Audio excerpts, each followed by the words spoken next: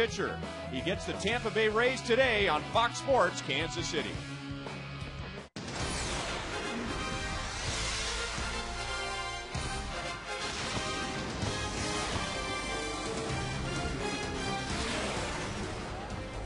St. Petersburg, Florida has been as pretty as ever for the Royals in their 2 visits here this year. But inside Tropicana Field has been a completely different story. And today the Royals go for their first win in 6 tries here in St. Pete against the Rays. And welcome to St. Pete, Ryan Lefebvre with Royals Hall of Famer Frank White. And Brian Bannister on the mound for the Royals today, who had a great rookie year. The league adjusted to him in his 2nd year, and then he is readjusted this year. Well, he's done a great job adjusting, Ryan. After going to Omaha and coming back, and he was so wrapped up in strikeouts that he wasn't really concerned with anything but strikeouts and getting deep in the game. But now he realizes the best way to pitch is to induce ground balls on a regular basis and let your defense play behind you. Behind his success this year, as far as his ERA, 3.8, has been from going from a fly ball pitcher to a ground ball pitcher. And he's doing that mainly with the cutter. He's done a great job throwing the cutter, keeping the ball on the end of the bat and out of the sweet spot. The ball's going down, guys are hitting around the ball, and he's just been just a ground ball machine since he's made that adjustment. And I think that's just a credit to a guy who says, okay, I'm in the big leagues, they've made adjustments to me, now I've got to make adjustments in order to be successful as a pitcher. And so far the league is not adjusting to Brian Bannister. He is getting better as the season goes along. The Royals will be looking to make an adjustment against right-hander James Shields. They have never beaten him. Shields was 5-0 in his first 5 starts against the Royals. But in Kansas City, right after the All-Star break, the Royals scored 7 against Shields, but he took a no decision. Game 3 from Tampa Bay is next.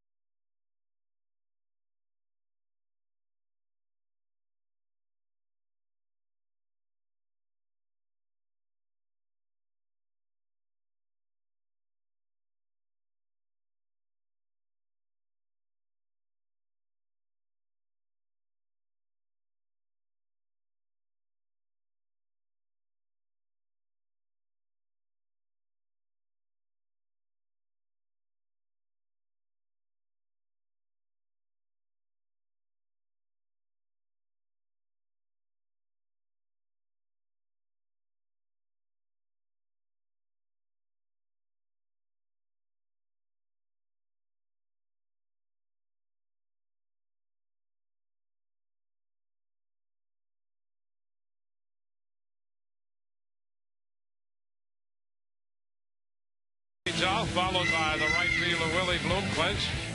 Billy Butler's at first. Mike Jacobs, the DH. Alberto Callaspo is at second. John Buck, who has a couple of career home runs against Shields in the lineup, he'll do the catching. Alex Gordon, Mitch Meyer, and Janeski Betancourt, the 7, 8, and 9 hitters for the Kansas City Royals. James Shields coming out of outing against the Yankees on July the 27th, where he went 5 1/3, gave up 5 runs on 9 hits. Overall, 22 starts, 3.87 earned run average. The innings, he's the eater right here, 146 1/3. He's on his way for over 200 innings once again. 3rd year in a row for the Rays. Good strikeout to walk ratio at 3-1. And again, he wants to minimize and get that pitch efficiency with the fastball. Keep the fastball down today, both sides of the plate. Jesus steps in. This game is underway. The first pitch is a strike call. Jesus at 261. He homered yesterday, his 8th of the year.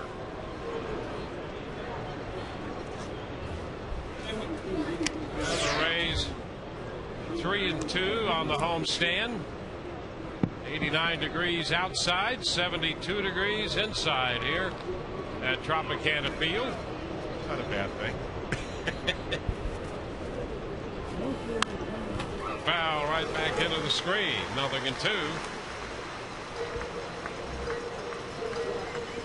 Well, if you're looking for comfort, this is the place to be. Day game tomorrow, and then Boston in for 2 night games, Tuesday and Wednesday nights. 3-0-2. Little tap, that's going to be foul.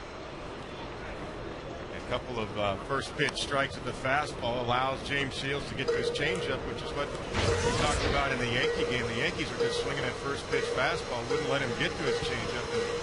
And I truly believe that was by design. Just on the numbers of De Jesus. Shields has made the point that that fastball early has to be a quality fastball. Right. Down. Yeah, you look at the numbers of the Yankees, for example, 360 on base percentage, number 1 overall on base. When you say, well, they're gonna take the first pitch. No, well, you know what? They had a game plan against James Shields because Shields has an out pitch for a changeup. Great one. 2-2 now. And they wouldn't let him get to it. That overhead shot that we lay, that's a good 7-8 inches off the outside corner. Mike Esserbrook behind the plate.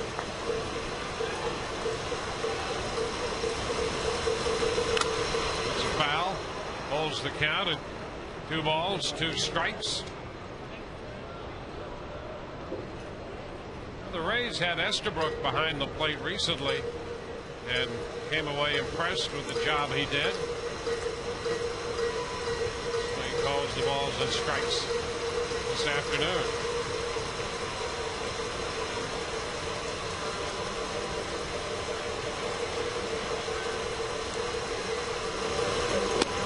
Full count now. That one missed in. Breaking down and in, out of the strike zone. 7 pitch at bat for De Jesus. Toronto, or excuse me, Kansas City, 29th in baseball in on base percentage. Foul back. 310. About that as a team. That's a good batting average for a team. Not a good on base percentage for a team. 310. So they're last in the American League at on base percentage. They're last in team batting average and 13th in walks drawn. De Jesus has extended this at bat. This next pitch will be the 10th of the at bat. Ray Hillman, their skipper. But it's never easy for a manager going through what Kansas City has gone through this year. Foul ball out of play down the left side. So that's 10 pitches. Hillman was very successful in Japan. And at the end of the day, there's only so much a manager can do. He's not going to be able to go out there and get hits and get outs and You got to have the talent. make plays. I mean, they can buy into his system, which is what Trey. Last year when I talked to Trey in spring training. Swing and a miss to Jesus. Out on strikes on the extended at bat. Good battle by DeJesus and Shields. Shields stayed with it, kept pounding the zone, just went right after him.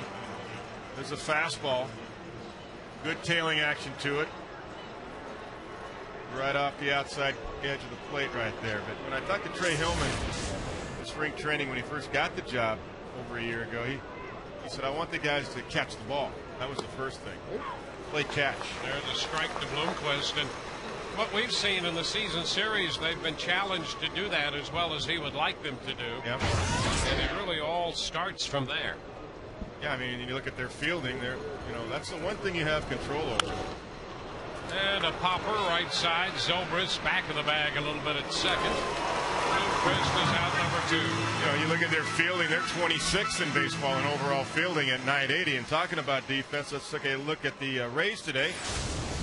Take a look at the outfield. Carl Crawford in left. B.J. Upton back out there at center once again. Gabe Gross getting a start in right. Evan Longoria at third base. Jason Bartlett at short. And Zobrist at second. And Carlos Pena at first. Yellow Navarro behind the plate.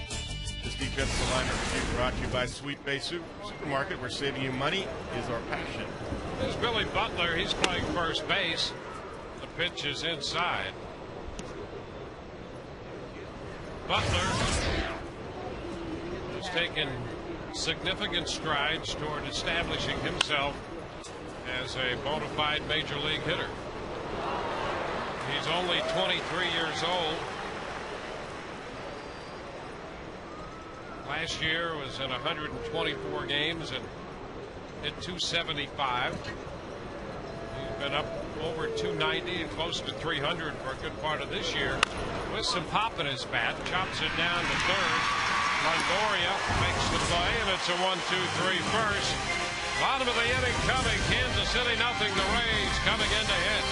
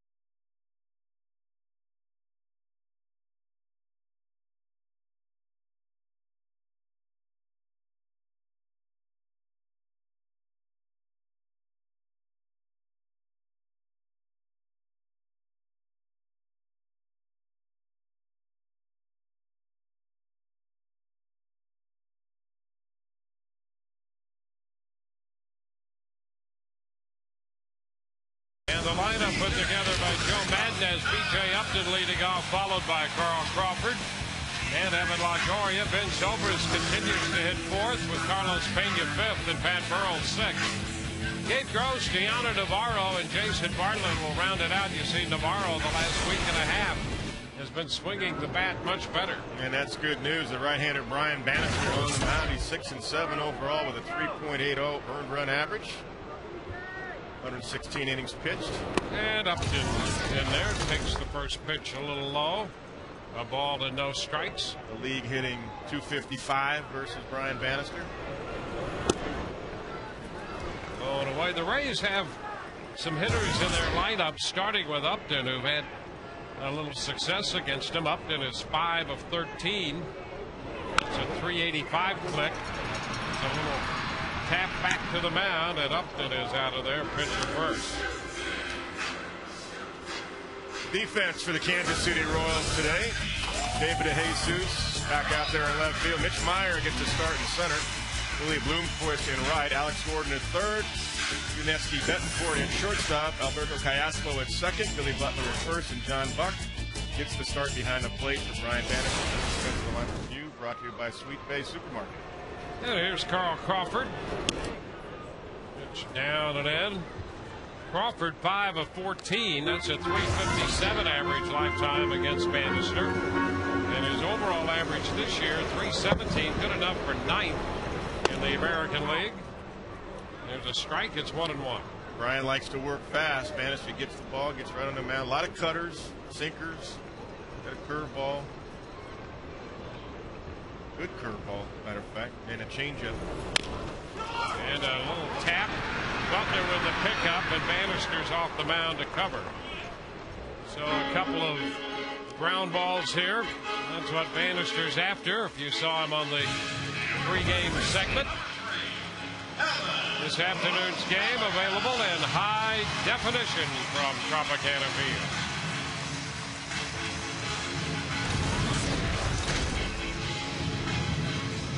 Evan Longoria about to step in.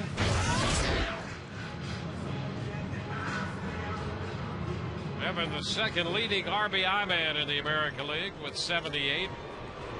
21 homers and hitting .274. 4 out of 8 lifetime against Bannister. The breaking ball is in there for a strike. This game available in Espanol on your SAP channel.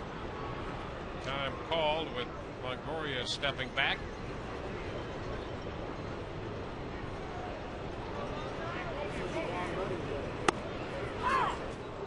2. Pitch on the corner. A lot of movement. Everything dipping and diving from Brian Bannister.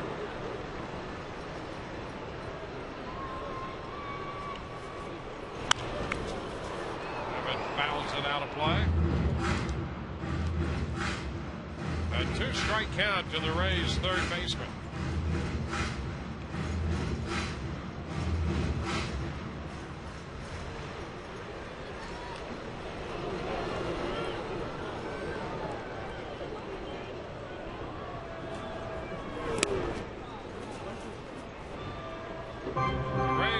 Bannister over in Kansas City on the 17th got to him for 4 runs. 2 of those were unearned runs in 5 innings. He did not figure in the decision, and Longoria held up just in time there on the curveball. It's 2-2. Tough take right there. That's a good breaking ball. That's a curveball over the top. Brian throws it about 73 to 75 miles an hour. Foul out of play. One thing the Rays were able to do with Bannister in Kansas City, they ran a pretty good pitch count against him in 5 innings. He had 111 pitches, 64 strikes in that outing.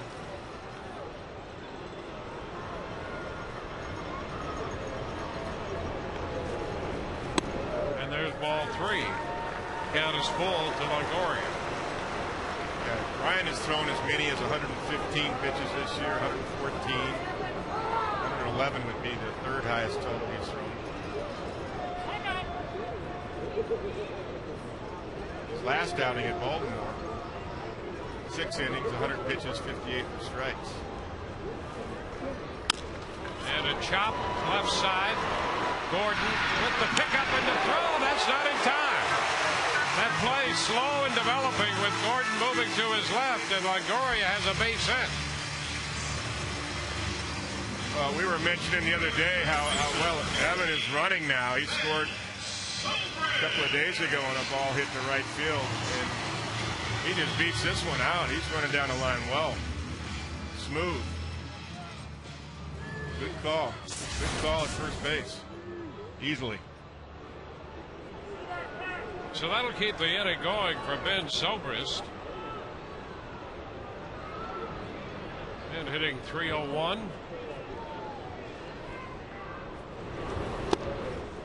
Pitch is a strike at the knees. 4th in on-base percentage for Zobrist. 4th slugging percentage in the American League.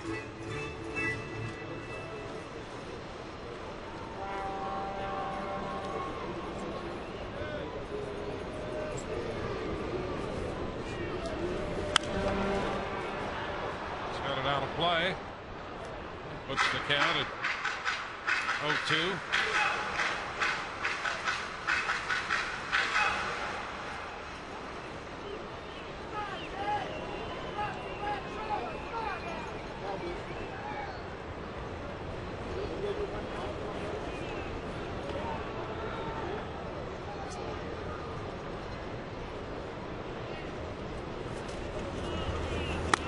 And a wave and a miss.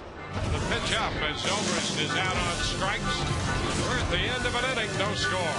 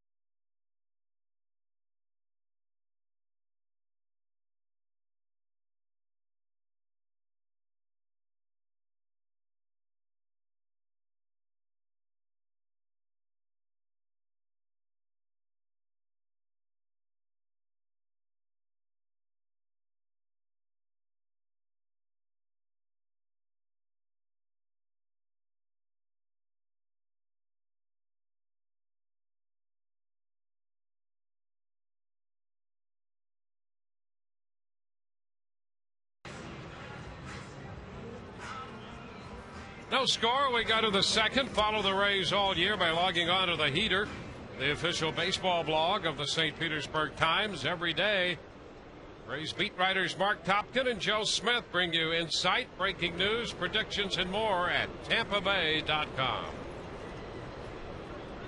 Mike Jacobs. He is the designated hitter. Pitch low and outside from Shields, 1-0. Jacobs hitting .215. He has 14 home runs. Hit over 30 home runs in the National League last year with Florida. It's a foul ball, and Crawford is there to make the catch. But Crawford just routinely covers so much ground, including almost all of the playable foul territory out there in left. Yeah, he gets a good read on the ball. He's just got that speed. He's locked in on it, sees where he is, peek just to see as he goes across the foul line and makes a play.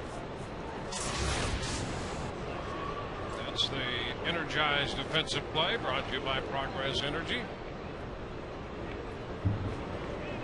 Callaspo, Alberto Callaspo. He lifts one toward the line and left. This will be a fair ball, and Crawford's there already. So 2 outs on 3 pitches here in the second inning for Shields. Then we get John Buck to the plate.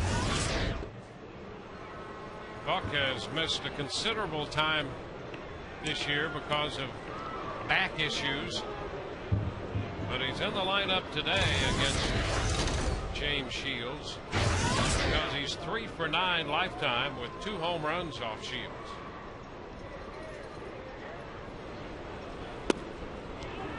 It's outside.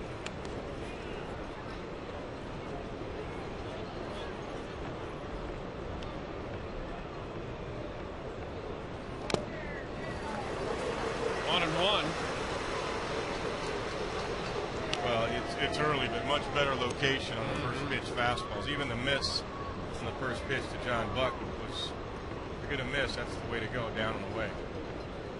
Against the Yankees, his first pitch fastball was just over the heart of the plate. They jumped all over. Low and away with a breaking pitch. 2-1.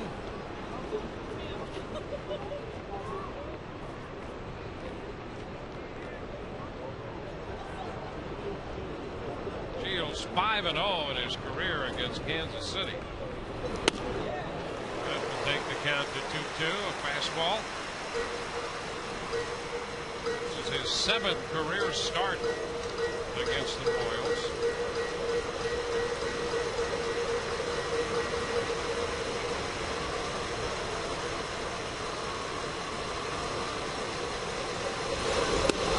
And he has Buck out in front. So that's strikeout number 2 of the day. Got him on the change. Bottom of the second coming. No score.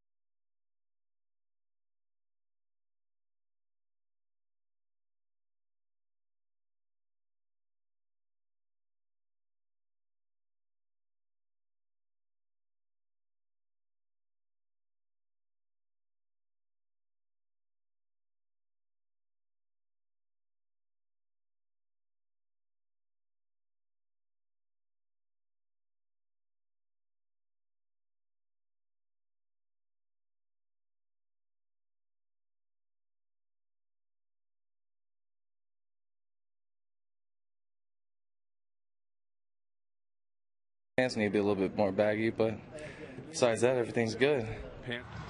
Scott Kazmir checking out his bobblehead as 10,000 kids 14 and under got that bobblehead today, guys. Checking out some signs. This young man, you could show your sign to center field. It's his 8th birthday. We've got a group here from Germany, guys, all the way here to watch the Rays. Beyond that, you see a fluorescent sign saying Rays looking for the Royal Flush. We have 5,000 people in sections 138 through 150, all from Mosaic. So a big group out here, guys. They all made up their own cowbells, too, so you're going to hear a lot of noise from the right field section tonight. Back to you. We'll look forward to that throughout the afternoon as Carlos Pena takes a breaking ball. I thought it was pretty good that Scott Kazmir was addressing the mechanics of his bobblehead. He liked the leg kick. High enough, yep. Very cool. Pena, Burrell, and Gross. Fastball inside. 1-1. Bannister not overpowering, but he'll try to surprise you once in a while with the location of his fastball. Well, that's what he did on Ben Zobrist in the first. A little tap foul. Yeah, that's exactly right. He got ahead of him, and there's a look at the Kazmir bobblehead. She's emulating that bobblehead there. How come his head's turned around? Yeah. Well, he's checking the runner at second. He's doing a little Louis Tiant. Yeah. But only with the head. Up and in and off the mid of Buck. 2-2 the count. Yeah, 90 fastball. That's what he did to Ben Zobrist. With 2 strikes to end the first, he went up with a 90 fastball. It's just a tick, maybe out of the zone. Very close, but nonetheless, he changed the eye level, eyesight, and it was effective.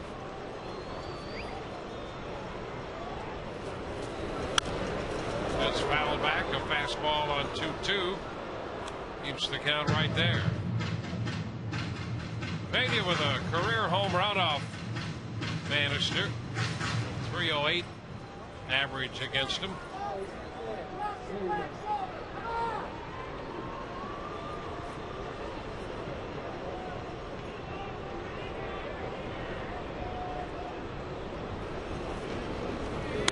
And a full count.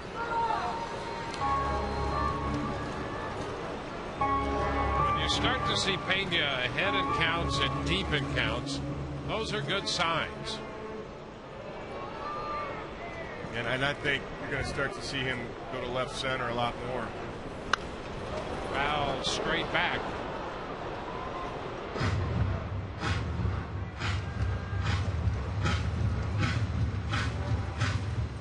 And when he does that, you're going to see him, I think, still hit as many home runs, but you're going to see his batting average climb when he goes off the field. Easily assembled. The Scott Kazmir bobblehead. Another foul straight back. Got a couple of pretty good cuts at the fastball here. Yeah, he's waiting good on those. He's not pulling off those. He's staying right on them. He's fouling them straight back.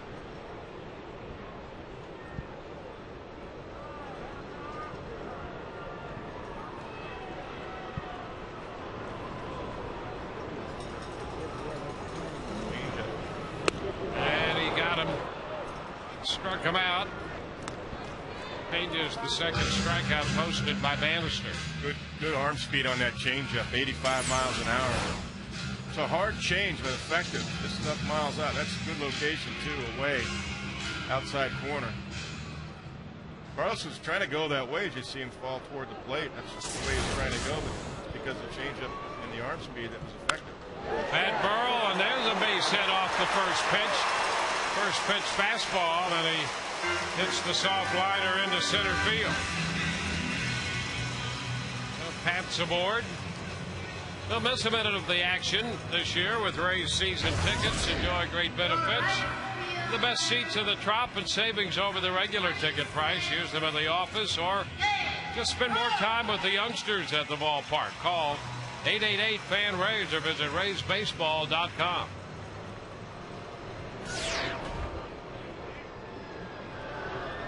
Here's Gabe Gross.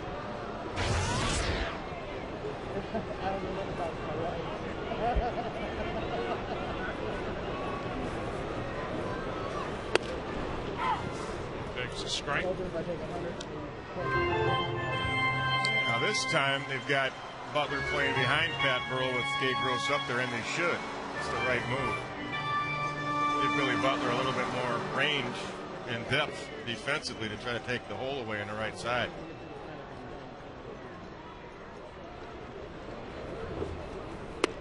And a little bit low right there.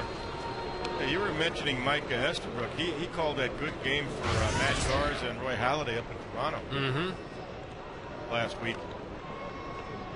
Yeah, he was very good. Yep. A nice job in the strike zone. Very consistent.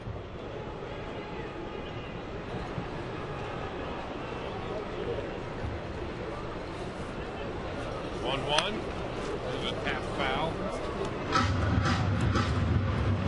Jim McKeon, major league umpires here, kind of overseeing things. Second umpiring throughout. Had a nice talk with Jim today. Yeah, he's a good guy and great guy. He's a very good umpire. There he is. Hey, there he. Yep. So he's We're smiling. talking about you, Jim. Got a great disposition. Yeah, he's a good man. I was asking him how Charlie's doing. Relevant. He said that he did it in the second inning and he tried to stick it out, but by the time there was a pass to the ball or wild pitch play in the middle of the game, and then he ripped it totally to his calf. He will be out 4 to 6 weeks, Charlie Relevant. The 2-2. That's foul out of play. Yeah, Jim was talking about that the other night. I saw him leaving the ballpark, and he said, you know, these guys, you don't think about it, but there's wear and tear because they're working every day. Yeah. And over the period of full season, not only the fact that they're working out there every day, but their travel schedule is the worst of anybody. Yeah, he was mentioning that to me as well. I think they got in about 5 in the morning. They'd had a tough schedule, maybe a little bit dehydrated. He went down to third baseline on a play to make a call, and that's when he pulled his calf the other day in the second inning. Usually when we get in at 5 in the morning, it's our own fault. That's true. Burrell at first with 1 out. Full count here to Gabe Gross. Well, you got to drink a lot of water. There goes the runner, and the pitch hit back into deep right. That ball is going to hit high off the wall. Extra bases. Burrell will stop at third. It's a double for Gross, and the Rays have something cooking with 1 out here in the second inning. Nice job by Tom Foley. I want to say, first of all, getting down the line and reading the play well. That ball was smoked off the wall. That's a little slide ball cutter right there. And Dave uses his legs well, gets it. That little top spin. Pat reads it. Kind of hesitates, reads it. He's looking, he's his own coach there, but there's no chance for Pat to score. Tom Foley immediately recognized that. He was halfway between third and home, holding Pat Burrell up. Now it's Deoner Navarro. Deoner has been swinging the bat better recently. Up in a key spot early. Taking a pitch for a strike. Navarro hitting 199 left-handed. You see 228 overall. You don't take that back. He's hitting 298. A wave and a miss. And recently, his overall average 228. But recently, things have been much better for him. Here's been a little high. Effective four-seam fastball, about 89 to 90 up. Just puts that out there every once in a while. It's a very effective pitch for Brian Bannister. Bannister ahead of Navi. Navarro on the homestand, hitting 333. That would be 4 for 12 with the home run he has. Home run came in the 8th inning here this series Friday night. 2 strikes. The infield up the middle is shortened up to more halfway. They're almost double play type depth. The reason is Pat Burrell doesn't run that well. The balls hit hard to them. They got a shot out of home plate. Good look at that pitch away. So Pat's got to get a really good secondary lead. Here's the home run from Friday night. It's a fastball right down the middle. He jumped all over it. So when he's short like that, the ball jumps off his bat. It's a little more contact and compact type swing. He hits his home runs. He's not trying to go deep. And he's out in front. They struck him out. It's a good pitch by Bannister ahead in the count on the hitter. Yep, you got Navi to chase one up high. Here comes the off speed down the dirt right there. Good arm speed once again. Got him to chase 2 balls in this sequence. So it'll be up to Jason Bartlett if the Rays are to take advantage of their first scoring opportunity. Jason is second in the league at hitting with men in scoring position at 411. 4th in the league overall.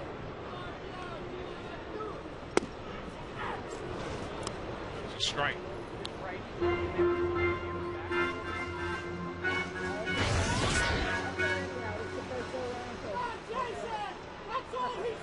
About that, 411 batting average for others in scoring position.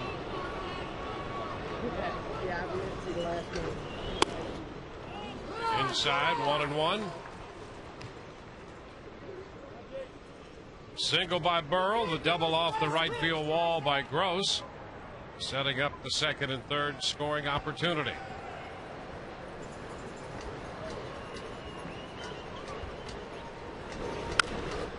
That's bounce foul. Pitch 1-2. Brian Bannister's really changing speeds well. That was an overhand curveball. Got Jason out in front. He can go up with his fastball. He can throw his slider. He can come back with the curve. He can throw his changeup. He's got 4 pitches he can go to right here because he has a strikeout type change also, especially against lefties though. John Buck's having the same problem. Well, which one do you want? You got 4 of them. You tell me.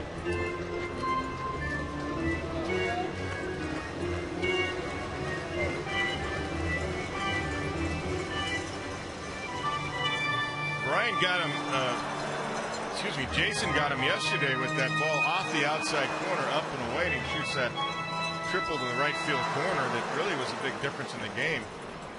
Overall created 3-run inning. Be surprised if he tries to go up. Now, it's been a little while now, so we'll see if he goes up and in with the fastball. He kind of got him out of rhythm there because they were out of sequence there with what to call.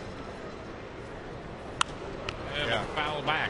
That's what I thought. I thought he wanted to go to that initially. If he did it right away, I think it would have been much more effective. I think Jason's smart enough to recognize, you know what, they just came off a changeup. They're going to power me up just like they did Zobrist with 2 strikes and like they did Carlos, trying to do with Carlos Pena. 1-2. That's down and blocked by Buck. Now they ended up getting Carlos with the changeup 3-2.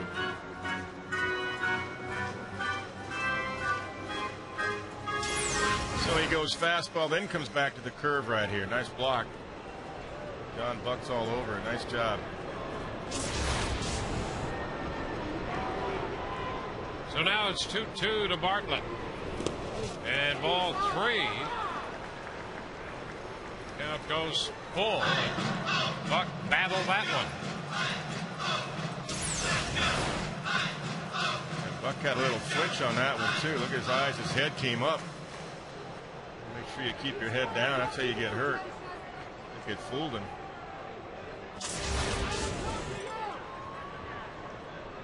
The count all the way out. And it's popped up. Right side. Cayaspo, the second baseman, makes the catch to retire the side. Rays do not score in their first opportunity. No score through 2.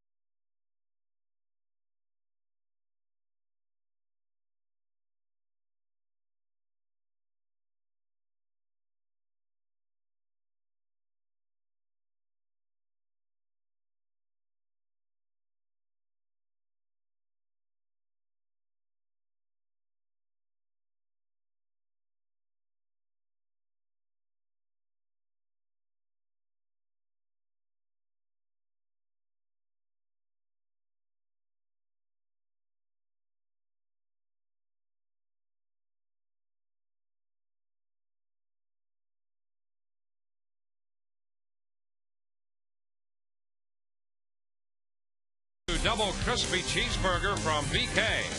2 flame broiled beef patties, crispy onions, and cheesy sauce for just $1. Only at Burger King. Limited time only. Price and participation may vary. First pitch to Alex Gordon is too low. Gordon at third base.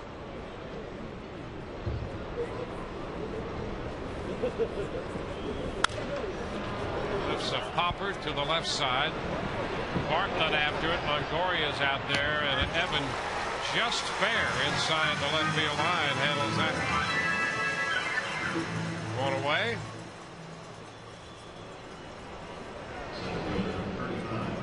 A lot of times you'll see the shortstop try to call Evan off, but I noticed in yesterday's game a very similar play. Evan wanted it all the way, so he called Jason Bartlett off. I can handle it.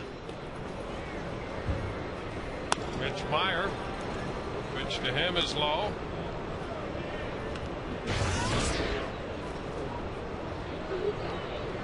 Meyer entered the game late yesterday, went 0 for 2.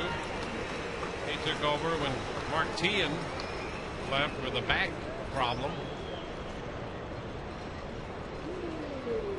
It's 1-1 to count. Chop toward the middle. Zobrist with the stop and the throw. 2 gone. So 2 quick outs in the third. If you're traveling and can't watch the Rays, catch the game on your computer with MLB.TV. The ultimate baseball experience features 100 out-of-market games per week live on your computer. You can catch the games you miss on demand. For details, visit RaysBaseball.com. That's where baseball is always on. Yudinski Betancourt. Pitch inside. Betancourt, for the years, hitting .225, but just .115 in a Kansas City uniform. And he's 1 for 20 on their current road trip. There's a strike, and it's 1-1. They got him from Seattle just as play picked up after the All-Star break. Rays got their first look at him in a Kansas City uniform. They gave up a couple minor league pitchers for him, and it's been a struggle.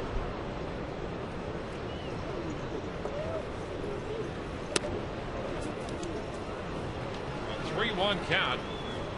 Shields behind it.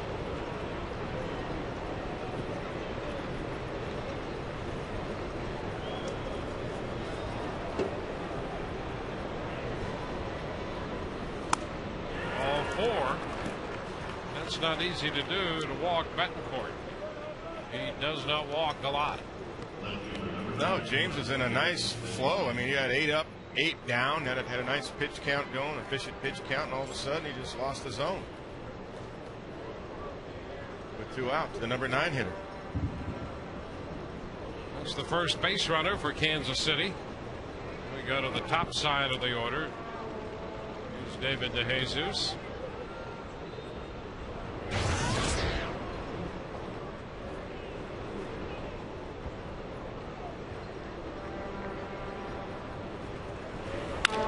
He lines it to Zobrist, who makes the catch. That retires the side. Bottom of the third coming, no score.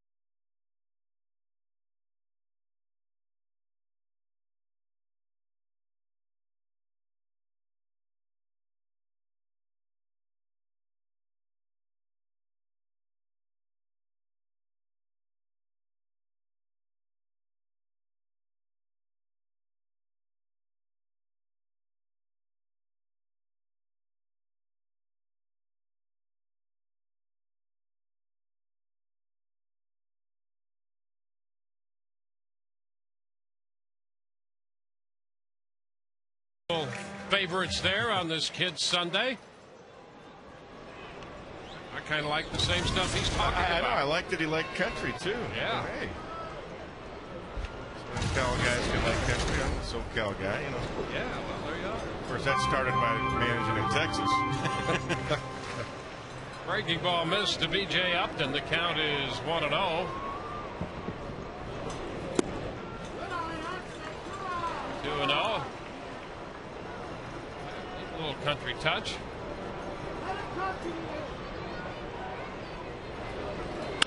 Ground ball back to the hill. Bannister runs it halfway to first and makes the toss. Upton is the first out here in the third.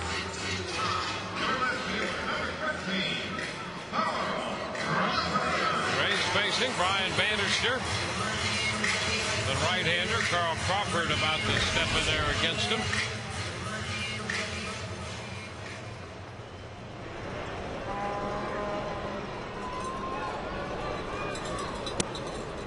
Pitch is down and in. Bannister's dad had 134 major league wins. Originally drafted by the Astros and came up with Houston. 1 ball, 1 strike. Wound up in Seattle. He did pitch in parts of a couple years with Kansas City. Won 16 games with the Royals. Yeah, he was good. Great stuff. Hard throwing left-hand. Oh yeah. That was 1976. The 1 overall pick, Lloyd Bannister. 3 balls and a strike to count to Crawford. For number 19. Bryant's wearing that in honor of his dad.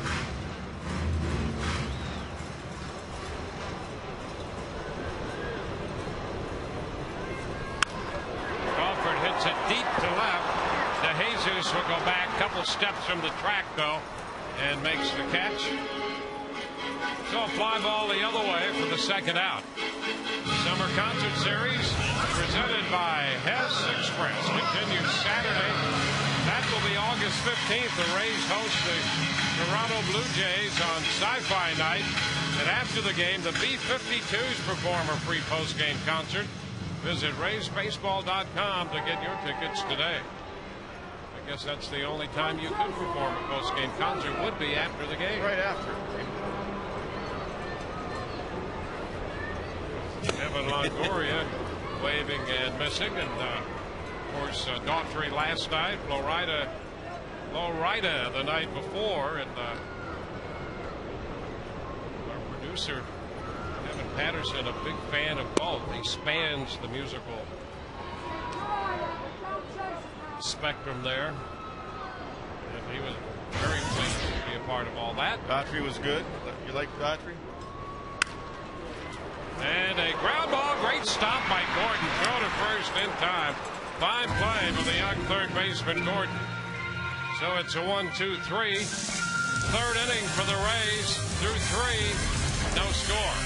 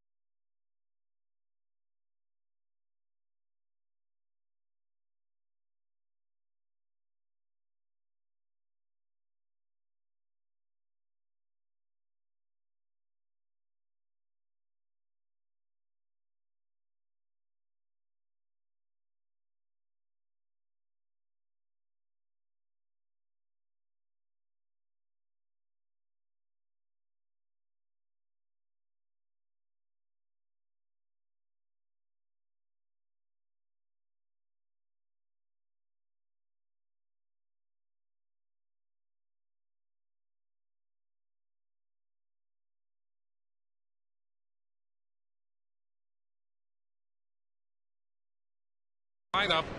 Willie Bloomquist will lead off against James Shields. Butler second and Jacobs third in the inning. First pitch popped up. Straight back. That's going to be out of play. Strike one.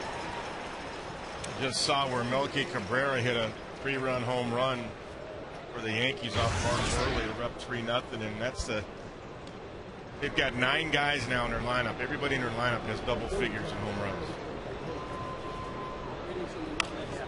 So Popper, right side, fair this time, and Pena makes the catch.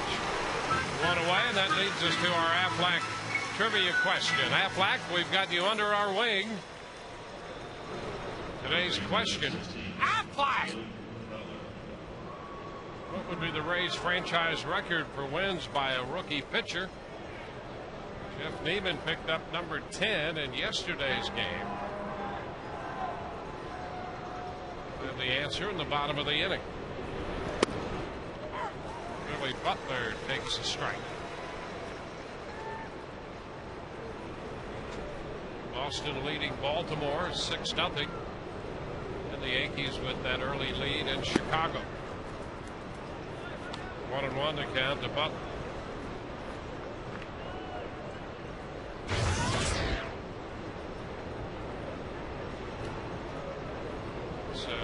Early and Sabathia, the matchup. Yankees and the White Sox today.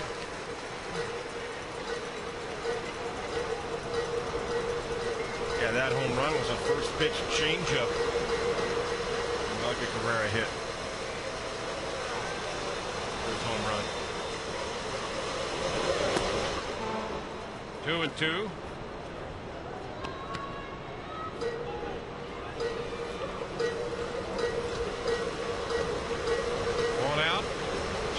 Giving up one base runner, the 2-out walk in the third, the Betancourt.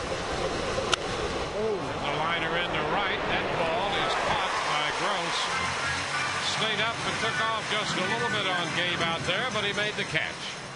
2 up and 2 down.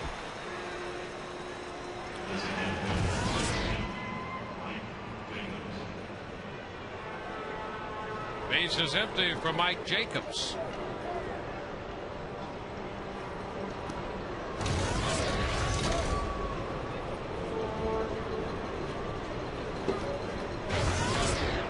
Worked out the way the Royals had hoped for Jacobs when they got him from the Marlins. First pitch is a strike. That's a good pitch. Yeah, Trey Hillman wanted more power, and the organization as a whole wanted more power, so they traded one of their key relievers for Mike Jacobs.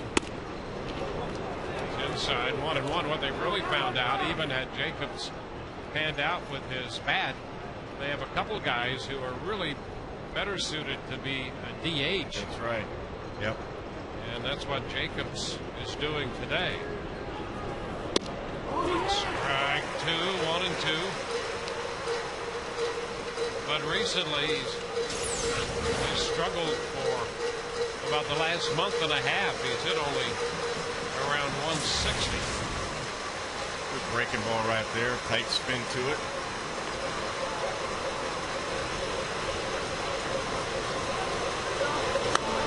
Stairs. Fastball that time. 2-2.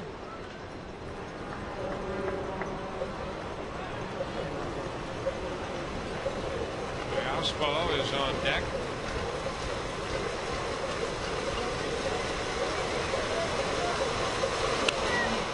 Foul ball. So what Trey Hillman has found himself doing is trying to put a very difficult jigsaw puzzle together. He has a lot of pieces, but no complete pieces really.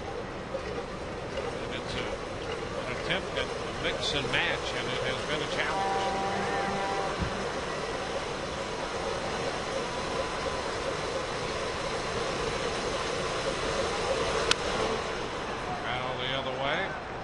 Play it goes to hold the count at 2-2. You don't have a glove, bring your cap. That's some Yankee ingenuity right there, or in this case some Rays ingenuity. Make a play, and he did.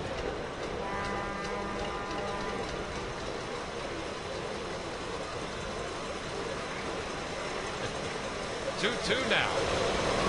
Swing and a miss. Ball in the dirt. Navi's going to have to complete the putout with a toss to first to retire the side. We go to the bottom half of the fourth. No score.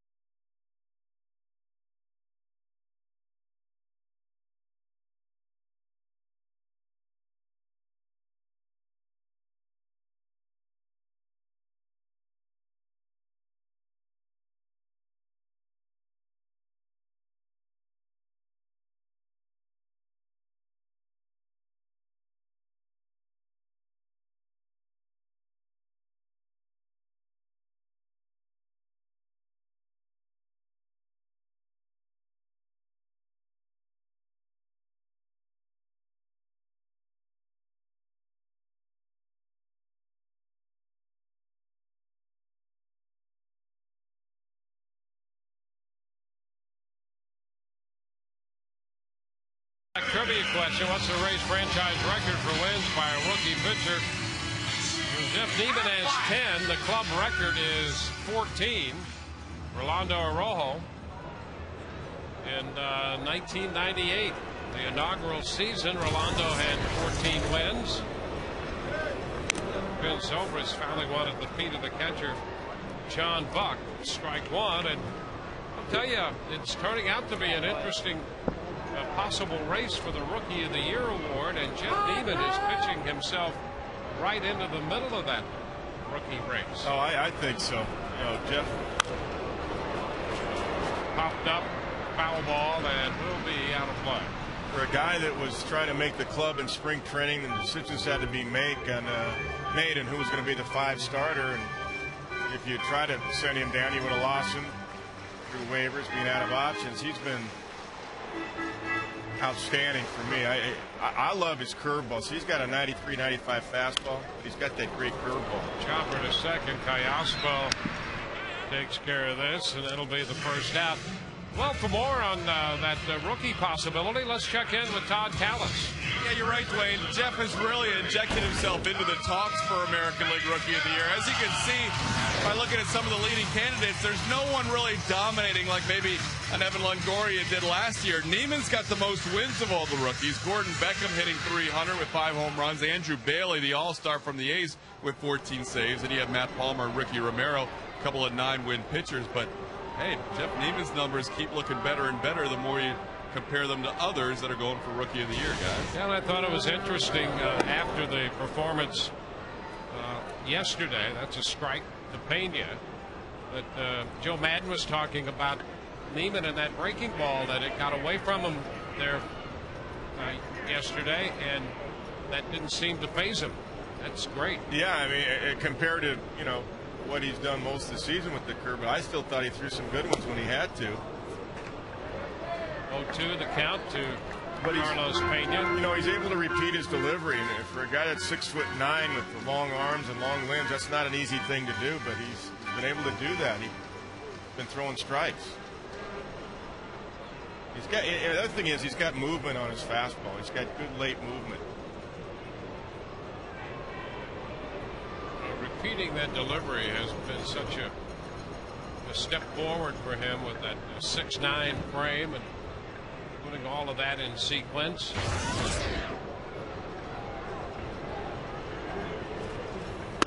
And he really, in situations where he's found himself a couple of men on or difficult spots, he has been it seems pretty relaxed out there. He's had some veteran type poise, if you will.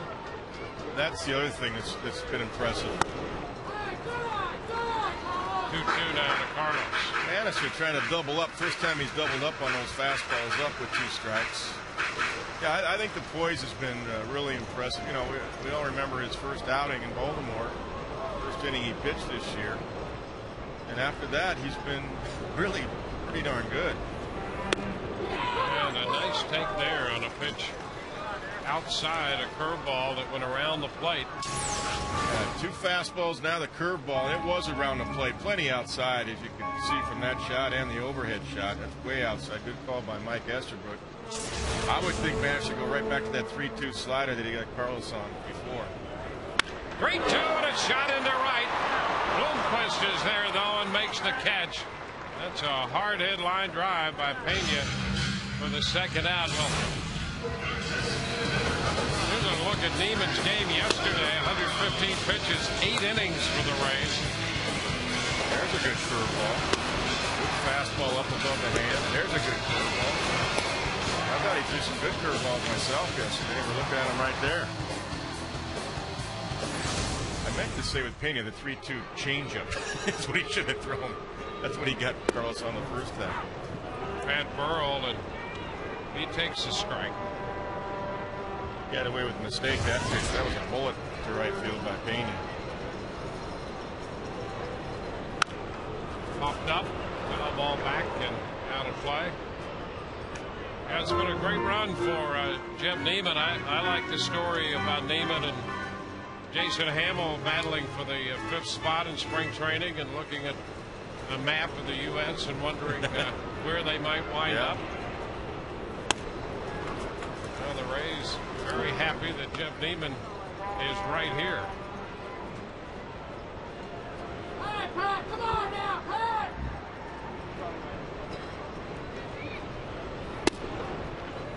2 balls, 2 strikes. Come on, Pat! Come on! Rays had a threat in the second inning when they left Gross at second and Burrell at third. And Pat is out on strikes. It's a 1-2-3 inning. We're headed into the 5th, and we have no score.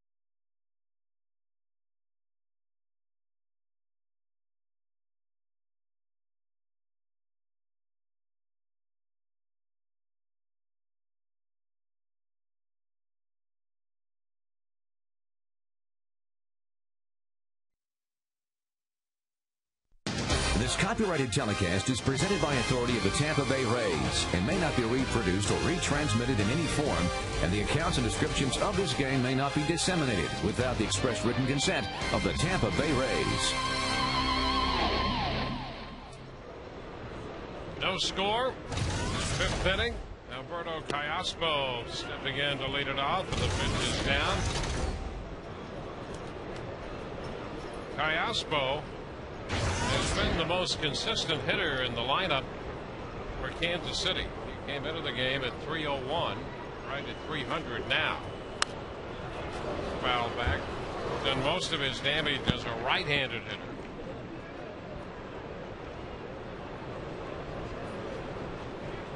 One count to him.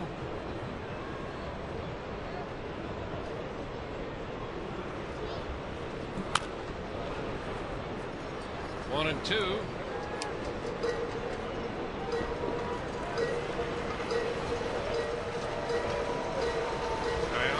Charged with a couple of errors in the game yesterday. He went 0 for 3. And picks a pitch very close right there. 2 and 2. Turns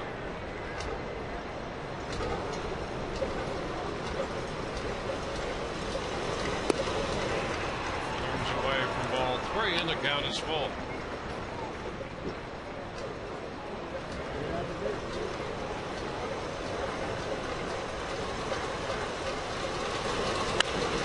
Ball, first baseman Pena. Carlos makes that play unassisted. Shields went right after Gallaspo, 3 and 2 right there, and got the fastball in a good spot. Here's what he's been doing effective today. Good fastball, just missed. That was paint right there. Getting his fastball ahead early to help set up his out pitch and get to the changeup when he needs to. There's one right there. That's what he talked about after his last start. He's got to have better command of the fastball down and on both sides of the plate. There's John Buck again, and he starts him with a fastball for a strike. That strikeout of Buck, as you just saw back in the second inning on the changeup, one of 2 strikeouts posted by Shields. It's a broken bat now. Roller to third, picked up by Longoria, and that play nicely done. Third to first, and Buck is out of there. Yeah, that's a nice play by Evan Longoria. Even though Buck's not a speedy runner, that's a nice play coming in. Get the short hop. Nice play right there, charging it all in one motion. Nice flip over to Carlos Pena for the out.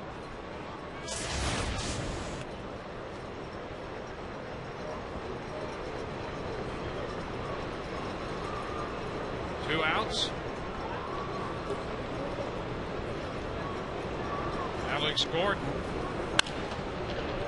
It's foul up the right side for a strike.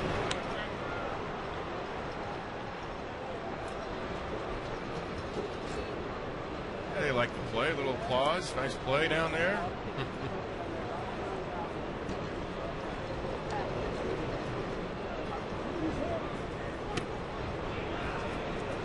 One ball, one strike.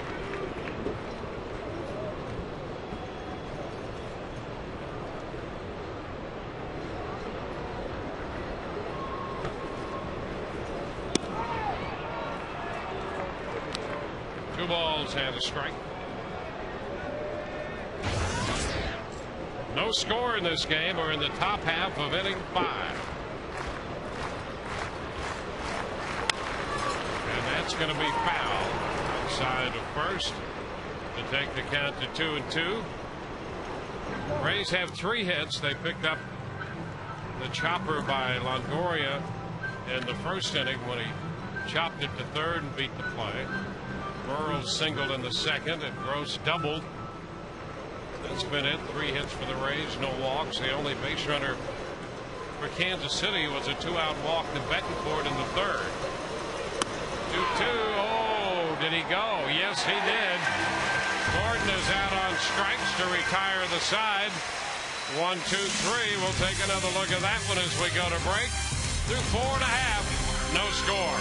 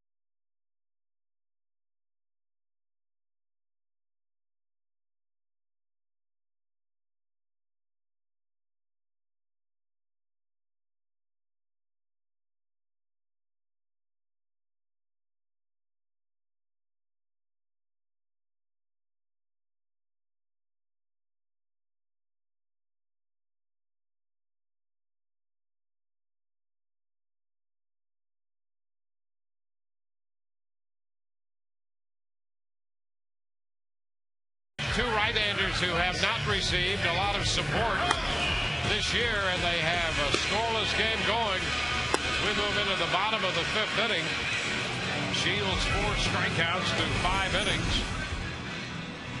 Bannister giving up no runs, 3 hits.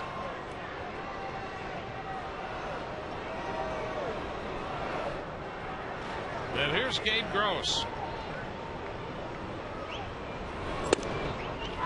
First pitch to Gross is a strike, and the bottom of the fifth is underway.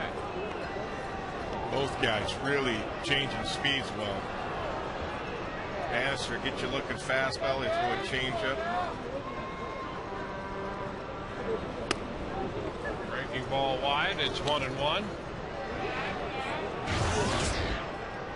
Boston leading 7-0 in Baltimore. Game's in the bottom of the third.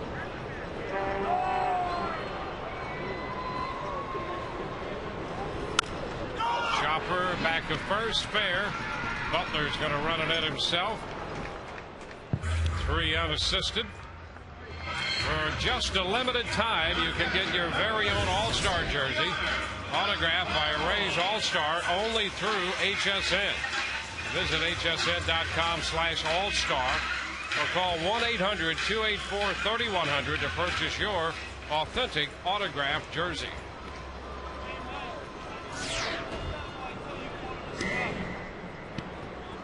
Gianna Navarro about to step in. Gabe Gross just saw 3 different pitches. Changeup, first pitch, curveball, and then that last one was a slider for the ground out. Ground ball first base again. Butler takes care of that. That might have been a slider. I think it was. So 2 quick outs.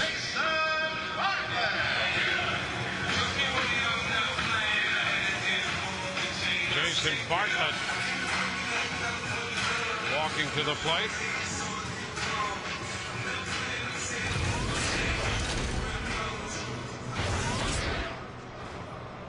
First time the Rays faced Bannister this year was here at the Trop back in early June, and they got him for 8 runs in 3 2/3, 9 hits. But nothing like that today. There's a strike. A lot of early strikes. As you pointed out, Kevin, he has had command of a variety of pitches and has utilized all of them. Yeah, he's got 4 pitches working: the curve, slider, fastball, and definitely his changeup. 1-2 the count to Bartlett. When he was with the Mets, Pedro Martinez showed him a 4-seam changeup, which isn't the way you want to throw it when you have a nice 4-seam fastball. You want to make it look the same as your 4-seam fastball. Tap foul. Keeps the count at 1-2. Bannister today now has faced 18 hitters, 14 first pitch strikes. And he's working fast too. Just getting the ball and going. Foul out of play.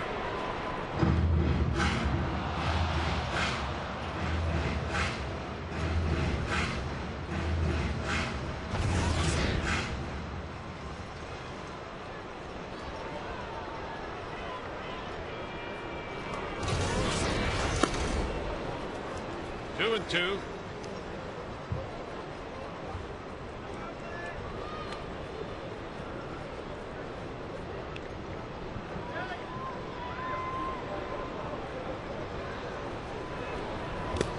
And the count is full.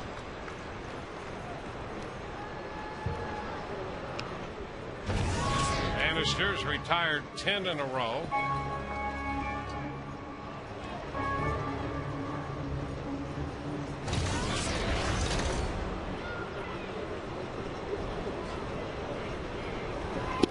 And he strikes out Bartlett.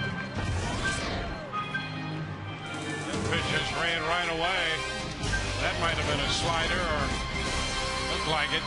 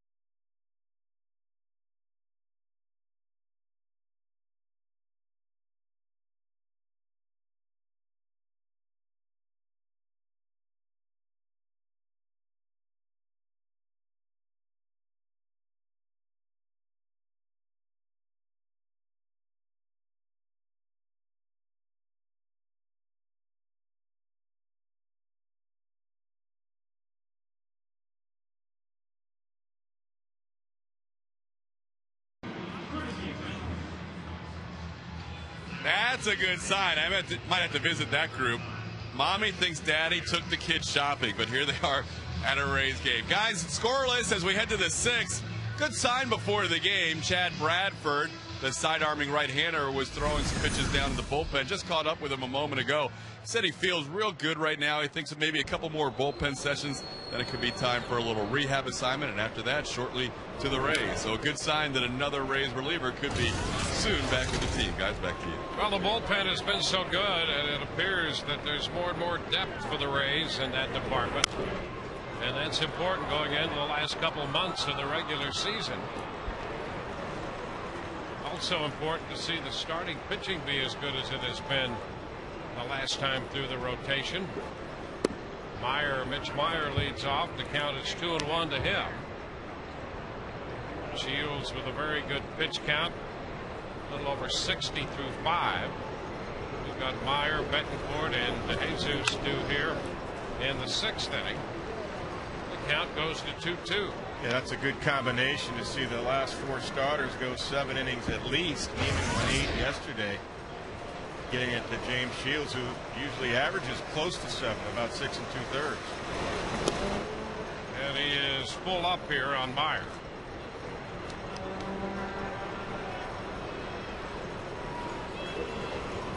Shields walked Betancourt in the 3rd inning. He's on deck. Now the 3-2, and that's low to Meyer.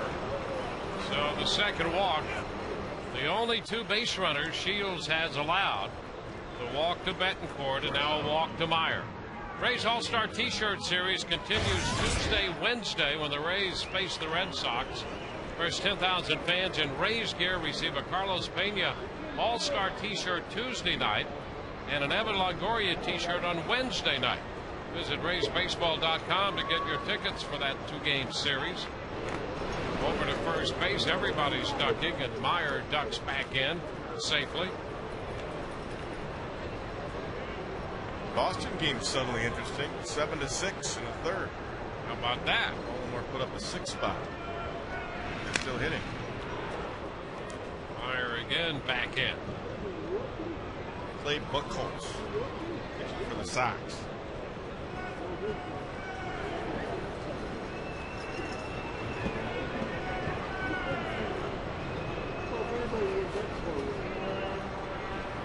And the bunt foul by Betancourt. That's a strike.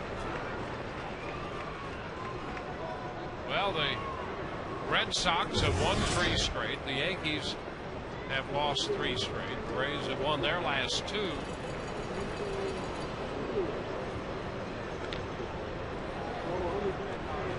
Could be very interesting with 9 weeks left to play in the regular season.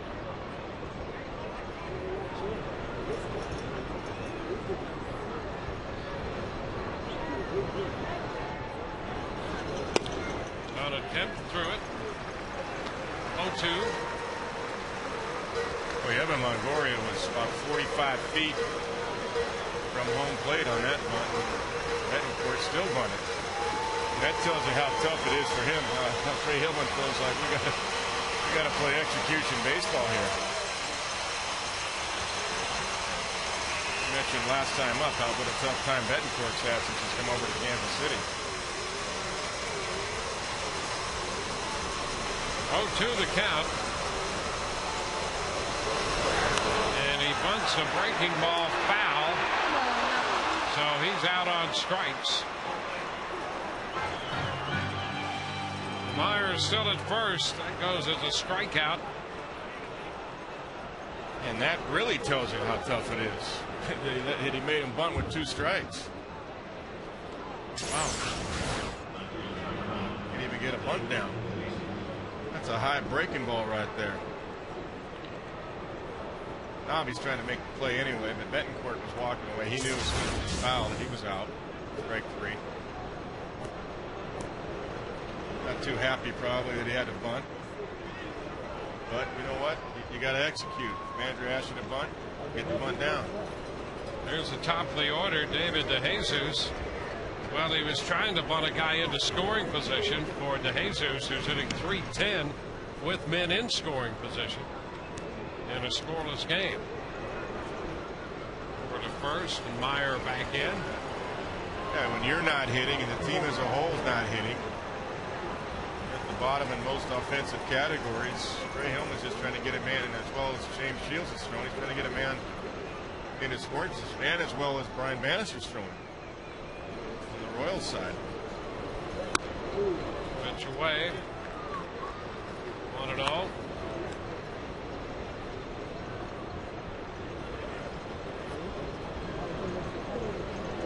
Chicago put up a 4 spot. They went ahead 4-3 over the Yankees. It is going to be interesting. Wow. On with Sabathia. That's why these games are so important. You pick up a game. The Yankees left town, you pick up a couple of games. Jesus fouls it out of play. You're still thinking, if you're the Rays, the division. Boston went back ahead 7-6 now. That's going back and forth. And you know they have to, and they have every right to think that with a couple of months left in the season. And one of the biggest reasons is that they just go head to head with some clubs. And if they can win those, then they've got a chance to win the division. Absolutely. Actually, Boston was up 7-0. Yeah, now it's going to the top of the fourth. Baltimore put up 6. Buchholz had a 7-0 lead. He was the guy that a lot of people wanted in trade talks. That was the guy that was mentioned along with Daniel Bard in the Roy Halladay talks with Toronto. 1-1 count on DeJesus. Meyer leaning, he's not going, and the pitch is a strike. It's 1-2.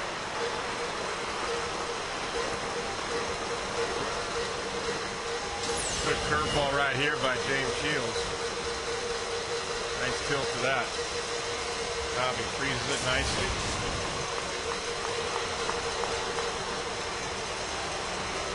Meyer's got 4 stolen bases. Looks like he wanted to go last time, like you said. Just 4 or 5 in that department. And a ground ball back to the mound. Shields to Bartlett, one and a high throw to first as Pena comes out on the bag. That's a 1-6-3 double play to retire the side. So they erase the leadoff walk on the double play. We are still scoreless, middle of the 6th.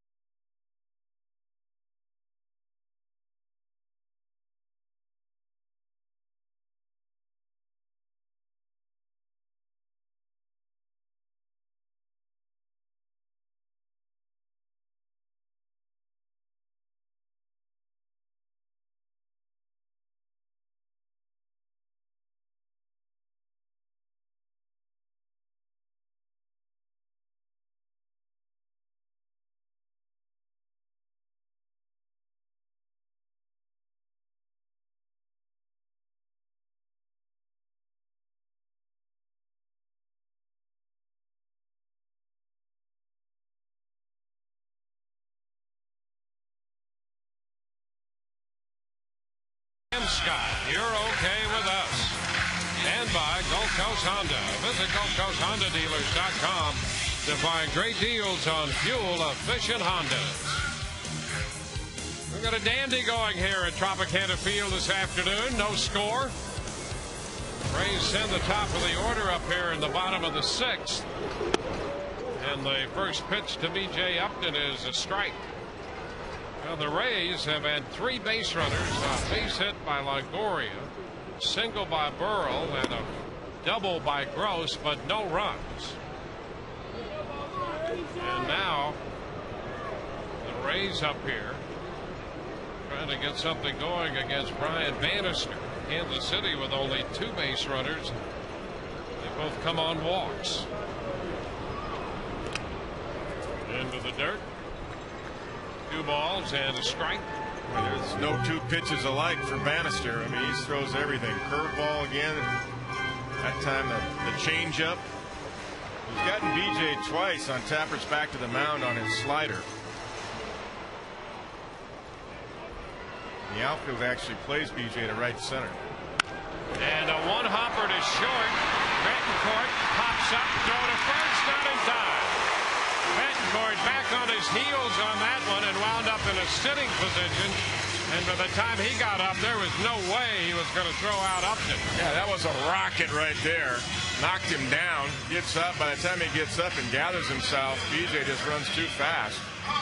He short hops Butler anyway. Nice play to Pickett. It took too much time to get up and try to make a play. Understandably. The BJ's at first. Here's Carl Crawford. Upton with a lead over at first, and Crawford shoots it foul down toward the bullpen. Strike 1. Yeah, the Royals have Alex Gordon in at third base. Carl doesn't bunt too much, especially with BJ on first base and a hole on the right side. He will hit the ball through the hole on the left side, but I don't think you're going to see Carl bunt here. Again to first, and Upton is back in. BJ with 32 steals. He's been caught 10 times.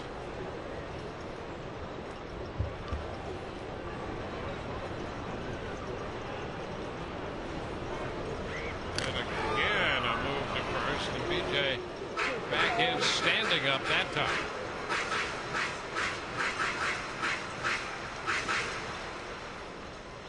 George Hendrick reminding BJ, hey, make sure you get back in, and I think get down. I think one of the things.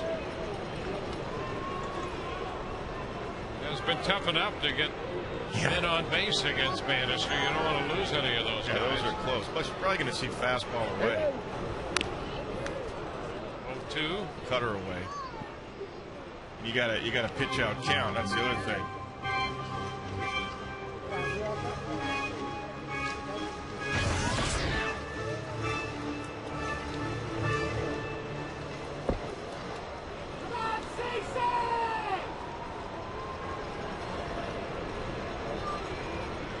Crawford with a 2-strike count.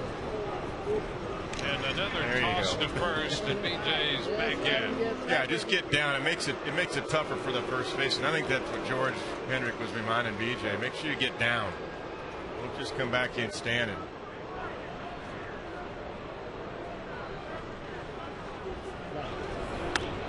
And Crawford is out on strikes. So that's the first out. Bannister records a very big strikeout. Yeah, look how far out Buck is sitting. You expected a couple balls away with BJ Upton on first. Easier balls to throw on it. He gets a strikeout out of it.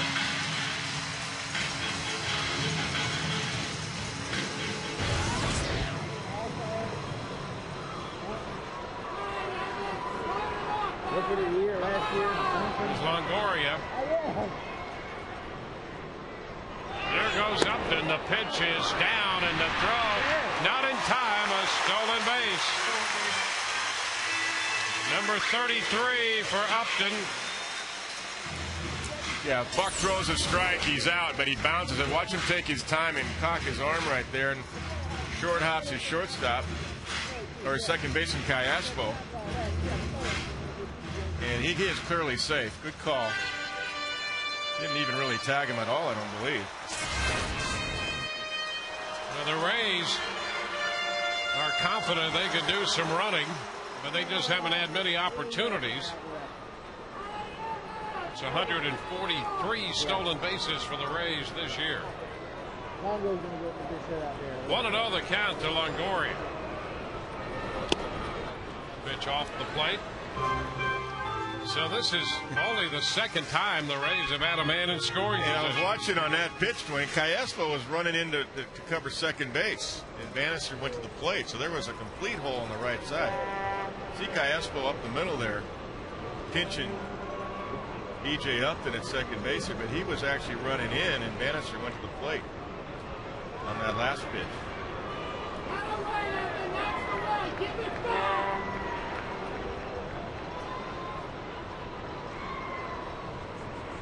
2-0. That's ball 3. They've been very careful with Longoria throughout this series, as you might expect. He'll be swinging, but I doubt he gets a fastball. It'll be something moving, cutting. 3-0, and that's a strike. Yeah, that's a slider right there.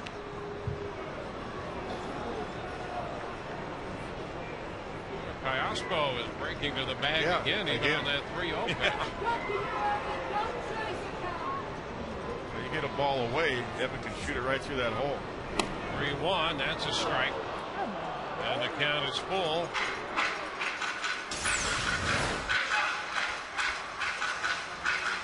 Ooh. I don't know about that one. Buck had to pull that one down, which tells you he thought it was a ball. He thought it was up and in. So now a full count. And a base hit up the middle. Meyer will charge it. Upton's headed to the plate. So is the throw. He is out at the plate. Meyer charged it. Made the throw to Buck and cuts down Upton, trying to score from second on the base hit. Well, that was a nice crisp swing by Evan Longoria. Meyer lets it fly and totally throws it over the cutoff man head. And when he did that, it was very effective because Buck was able to short hop it and make the play. EJ trying to get to the inside, but Buck did make the play. Meyer threw it right over Billy Butler's head. EJ trying to slide inside around him because the play was to the outside. They got him. So we're still scoreless with Longoria at first. Here's Zobrist. Pitch to him is low. So Ben hits here. 0 for 2 in the game. Upton, after a steal of second, thrown out at the plate, trying to score.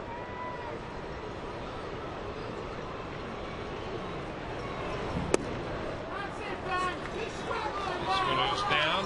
2-0.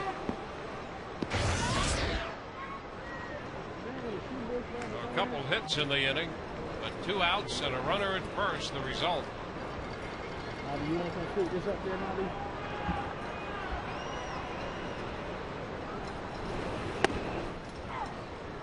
Zobrist takes a strike, 2-1.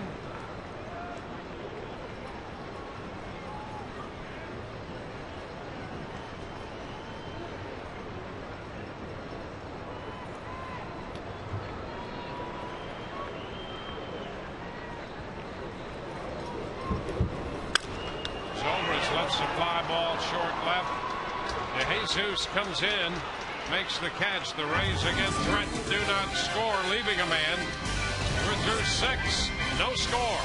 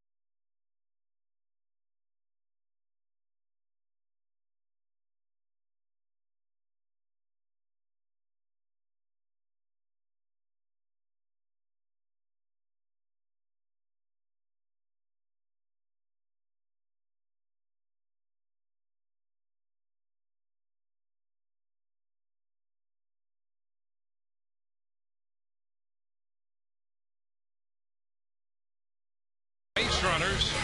A couple of bases on balls. He threw a double play ball to get out of the 6th inning. Meanwhile, he logged 5 strikeouts. Double play finished off the top half of the 6th. And so we go to the 7th. Shields to face Willie Bloomquist. And the pitch is popped up down the left field side. Bartlett out from shortstop. Makes the catch. 1 pitch, 1 out. That's only 76 pitches for Shields. 1 out into the 7th inning. And that helps because the momentum was on the Rays' side. If you could have a quick inning, get Bannister back out there to work again, because Bannister does have 100 pitches through 6. And he'll max out about 114, 115. At least that's what he's done so far this year.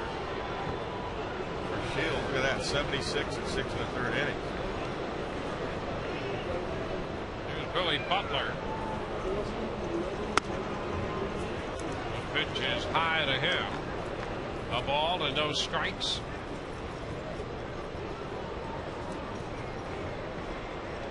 Butler is grounded to third and line to right.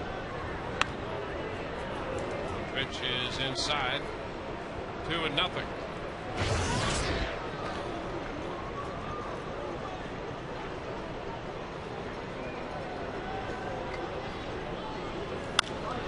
Fly ball, center field, up and back. He's got it. 2 gone here in the 7th inning. So 2 up, 2 down. Still just the 2 walks. The only base runners allowed by Shields. In May of last year, you'll recall, he threw that 1-hitter. That was here at Tropicana Field on May the 9th against the Angels, in which he faced just 28 hitters, 1 over the minimum. He's faced 1 over the minimum so far in this game. Here's Jacobs. The pitch is high. 1 ball, no strikes.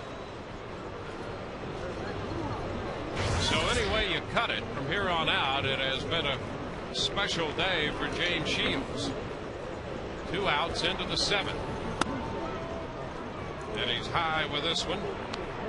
2 balls, no strikes. The frustrating part of this is that no matter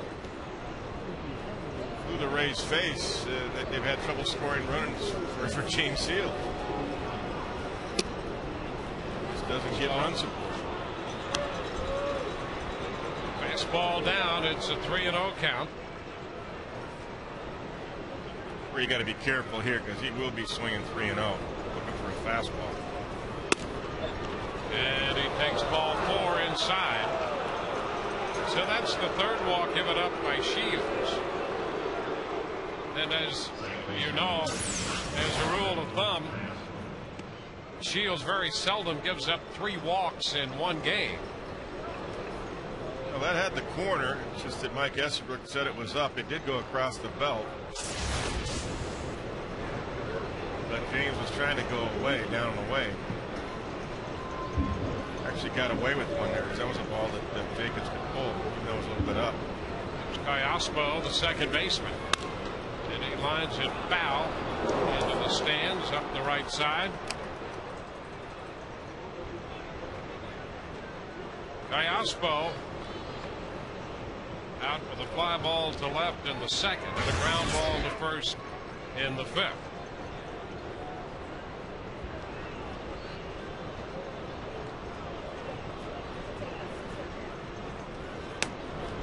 That's a strike. 0-2. 2-out walk has put Jacobs at first.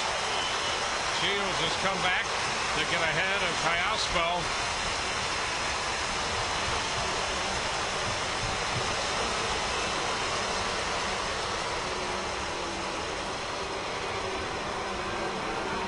Shields has been businesslike all along in this start. 0-2. Down and in. 1 ball and 2 strikes. That really set the tone from the very beginning when he faced David DeJesus, who worked 10 pitches, and then finally on the 11th pitch he got him swinging, got him on a fastball for the first of what is now 5 strikeouts.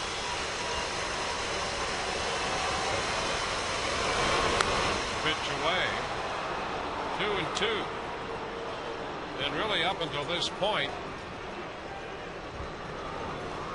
no one in this Kansas City lineup has come close. The 2-2 is outside for ball 3, and now the count is full. Good changeup right there after a fastball 90 miles an hour. The ball was off the outside corner. Deanna Navarro trying to pull it in just a little bit, make it look a little bit better, but it was plenty away. 3-2. Strike 3 call. That's going to take care of Kansas City in the 7th inning. A man left on the walk. They've had just 3 base runners, 3 walks. Something special going on here, folks.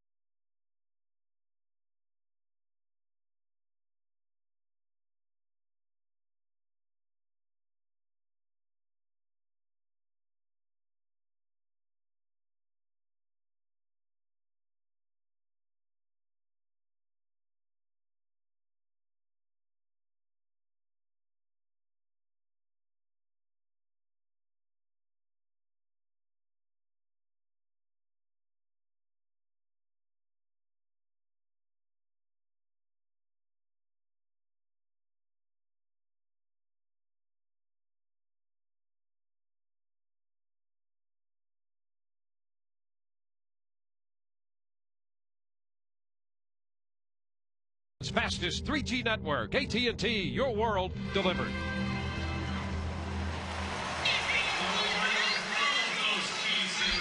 Well, only 5 hits in this game, and the Rays have them all. No runs in this game. The Rays trying to change that as they come in to hit in the bottom of the 7th inning. James Shields and Brian Bannister, the pitching matchup. Shields has struck out 6 and given up 3 walks so far. Bannister with 6 strikeouts, no walks, and he's allowed 5 hits. And the Rays in the bottom of the 7th will have Carlos Pena, Pat Burrell, and Gabe Gross due up.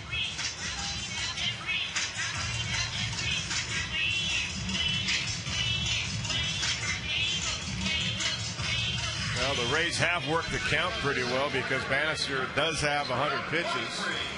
Royals have the bullpen's stirring around. Bullpen is up. And the Rays were able to work him for a high pitch count in Kansas City back on the 17th when he pitched 5 innings and made 111 pitches in that game. Rays eventually won it 8-7. And so here is Carlos Pena. Pena, both times up today, has worked the count full against Bannister. He struck out swinging in the 2nd on a changeup and then hit a scorching line drive to right in the 4th. You see Jamie Wright loosening in the bullpen for Kansas City. So here's Pena taking a big cut at the breaking ball. Strike one.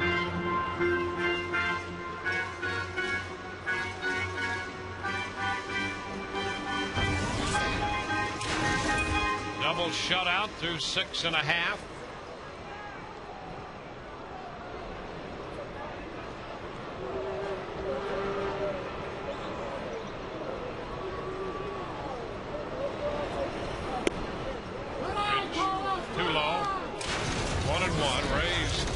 Scored 7 runs yesterday in the 7-1 win.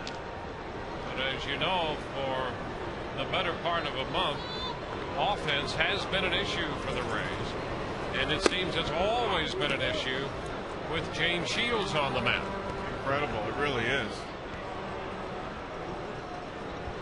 1-2 the count to Pena. Dave Gross will hit third.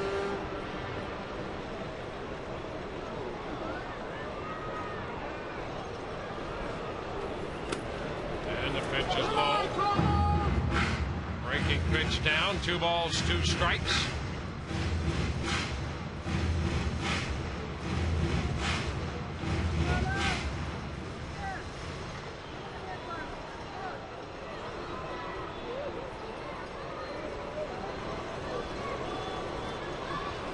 And a ground ball into right, but Kayaspo from short right there in the ship is there to make the play. So he hit the ball sharply. Kayaspo made the play. 1 away. For all the latest updates on the Rays, you can log on to TampaBay.com. From the diamond to the clubhouse and elsewhere in between. You'll get in-depth news, stories, and scores 24 hours a day only at TampaBay.com. Here's Pat Burrell. Pitch is low. No strikes.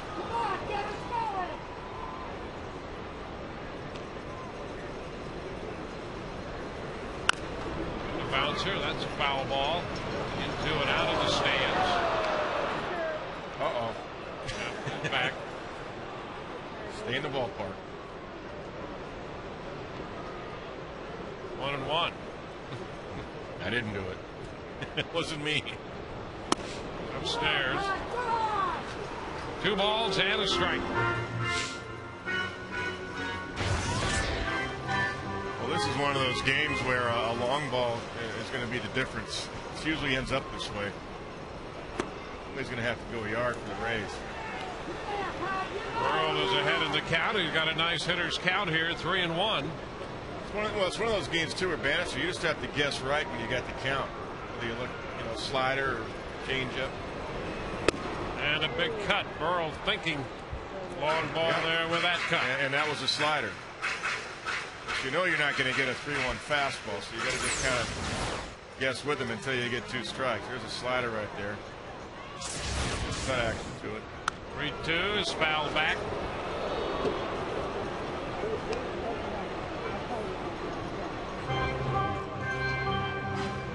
Rays have had a couple scoring opportunities. They had Upton cut down at the plate in the 6th inning. Might get that changeup now. 3-2, and it's a strike call. That pitch in the upper reaches of the strike zone. 2 gone. Yeah. Was another slider. And it was up in the zone. Pat thought it was high. Yeah, it's between the belt and halfway between the armpit and the belt. That's the upper part of the zone. But he hasn't called that the whole game, Estabrook. In fact, he didn't call one on the 3-0 pitch to Mike Jacobs. It was better than that. He called that ball for us. So Pat was thinking the same thing. It should have been ball. Well, here's Gabe Gross. Gabe hit the ball hard off the right field wall back in the 2nd inning for a double. 1-0. Gross 1 for 2 today. 5 for 9 lifetime against Bannister. Let's see if he can get a hold of one. It's a strike. A 1-1 count.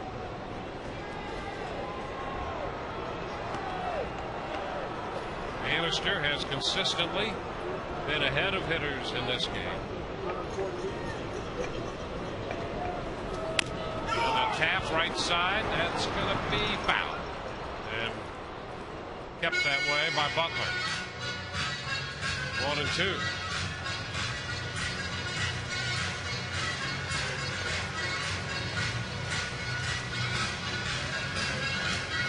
Bottom half of the 7th. No runs, 5 hits, no errors for the Rays. They've left 4. Zeros across the board for Kansas City. They have left 2. Pitch is high. 2 balls, 2 strikes. Still throwing well. When he wants that four-seam fastball up, you get plenty on it at 91. That's where he pitches at with that four-seamer. 2-2. And a bouncing ball right side. Glove by Kayaspo, and his throw to first in time. The Rays are up and down 1-2-3 here in the 7th. We go to the 8th. Nothing.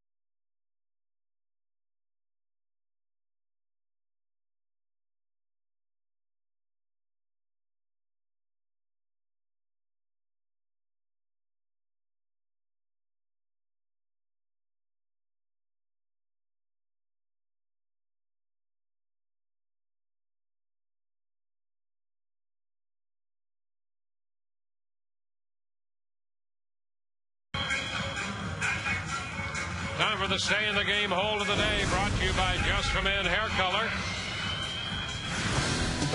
Rays hole leaders, Van Balfour, Dan Wheeler remain at the top of the leaderboard with 11 as middle relievers keep their team to the game. You too can stay in the game with Just for Men Hair Color. Well, we go to the 8th inning. John Buck's going to lead it off as Shields is ready to go to work. And the pitch is line foul down toward the Kansas City bullpen. Strike 1. Buck has struck out and grounded out on a broken bat. Ground ball to third in the 5th inning. Shields has faced 2 men over the minimum. He's walked 3, and that is it. And a little looper into short right field. That's going to drop for a base hit. Just in front of Gabe Gross, and so the no-hitter has been broken up. Shields, 7 innings of no-hit baseball before the Blute single off the bat of Buck starts the 8th.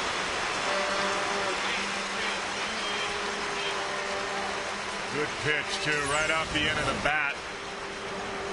Changeup, good one. Look at that, right off the end of the bat. And there's no chance Gabe Gross can really dive for this. If he misses it, it was another stride from dive. It misses that, it goes to the wall. And you'd love to see Shields have the no-hitter, but you also got to realize it's a 0-0 game. So Gabe did the right thing. And now the challenge for Shields is just to put that out of his mind, because he was very much aware of what was going on. You can see his reaction when that ball dropped in there. A bunt attempt. That's a fair ball. Throw to second. That's going to skip past into center field. And the pinch runner, Friel, will go to third. The bunt by Gordon, and it stayed just fair in front of the plate. Mike Estabrook made the call, and Navarro's throw to second skipped into center. Take a look. It is. It's right there for Navi, and if he throws a strike, Friel's out by plenty. He just rushes throw and bounce it. Friel does run well, but it was the right play. Navi had the lead runner because the bunt was right there. He comes up and throws a strike to second base. He's out by 3 feet. Take a look at this ball. Yeah, you can't place it any better. Right there, right on the line, right on the edge of home plate, which is a fair ball. Good call by Mike Estabrook. The back edge of home plate, it continues the line going toward third, so that ball was fair. So here's Mitch Meyer with Friel at third and Gordon at first, nobody out. And the pitch is down and in, so the Bloop single by Buck. Friel pinch running for him. And on the very next pitch, the bunt by Gordon. He reaches on a fielder's choice, an error charge to Navarro. So it's first and third, nobody out. You might have got a double play out of that too, because Gordon, was squared around a bunt. He didn't get out of the box very fast, so throw a strike to second base, you might have a double play on that. Meyer shoots one foul into the seats and a grab. Boy, there are a lot of people happy that he had that glove. That's a nice catch. Had him positioned correctly. Ray's bullpen busy with Randy Choate, the left-hander, Dan Wheeler, the right-hander.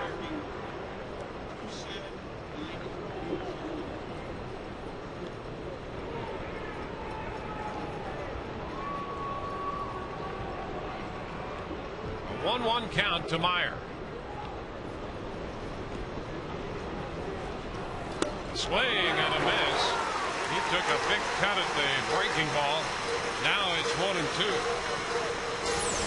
Yeah, that was a good curveball right here. Look at that, bottom falling out of that. Nobody out, that's what James needs. He's got to go for the strikeout.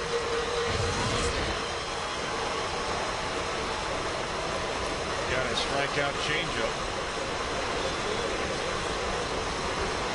He can drop it there and get a swing out of it from Meyer. And the pitch is wide. The breaking ball stayed wide. 2-2. There's Friel, the pinch runner. Gordon, the runner at first. Now 2-2 to Meyer.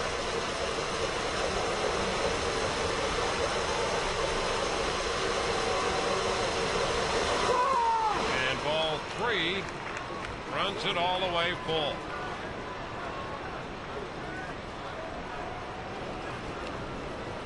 It's Betancourt on deck.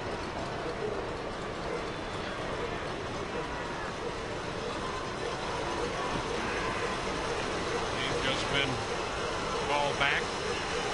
Looks like Mark Teahan right there. 3-2. Ground ball off the glove of the diving shortstop Bartlett. The run scores. Gordon's going to go to third as Meyer comes up with a base hit just off Bartlett's glove, and now it's a 1-0 ball game.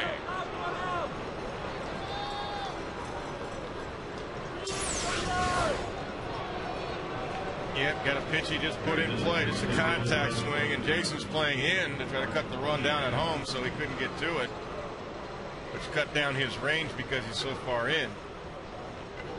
And again, it goes to first and third situation for the second time, but a run in this time. So Betancourt is lifted. First and third. Teahan will be the pinch hitter. Nobody out. The Rays will take some time on the mound as that bullpen stays busy with the lefty Choate and the right-hander Wheeler.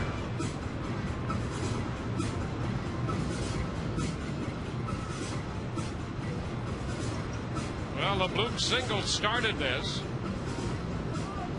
The And then the sacrifice attempt that turned out to be a fielder's choice and an error. And then the base hit for Meyer off Bartlett's glove. And here comes Madden. 7 no-hit innings for Shields before this trouble popping up in the 8th.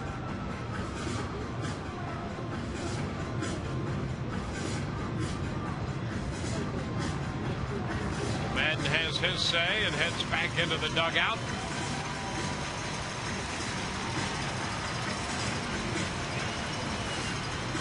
Well, Shields has pitched so well, it's not about the score. I think Joe Madden saying you deserve to stay in this game and try to keep it right here. If it gets any more out of hand than it is right now, for a run or two, then different story. But he's given James Shields a chance. Plus, with that changeup, he gets lefties out well with that changeup. Well, here's Tian, waving and missing. Strike 1. He has had some success against Tian. Cutter right there. 86 miles an hour. Good movement. But Shields had that look too when Joe Madden was going out there, like, I want to stay in this game, which is what you want from your starter. He was kind of staring it down. Breaking ball and a little popper back at third. Longoria takes care of that. So that's the first out. They get Tian. Well, that's one. That's a good job by James Shields. The confidence Joe Madden says, hey, you're the guy then. You stay in here. And he indeed got a pretty good hitter in Mark Tian. Now it'll be the top of the order, David DeJesus. Well, they got a double play out of DeJesus in the 6th inning on a comebacker. He would take that again here in the 8th. DeJesus has struck out, lined out, and then hit into the 1-6-3 double play. Well, the other reason, too, is because Buck looped the ball. The error opened up the inning, and then Meyer hit a ball just off the glove of Bartlett. So they haven't hit him hard, and that's the other reason James is still out there. There's no reason just to make a change just because of a matchup situation. Pitch is down. 1 ball, no strikes. That was his 100th pitch of the day.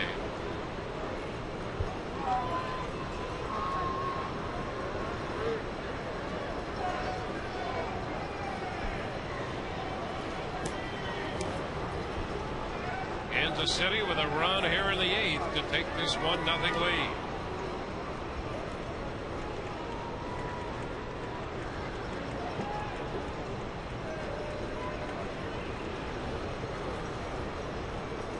Pitch out, runner going, and the throw down to second.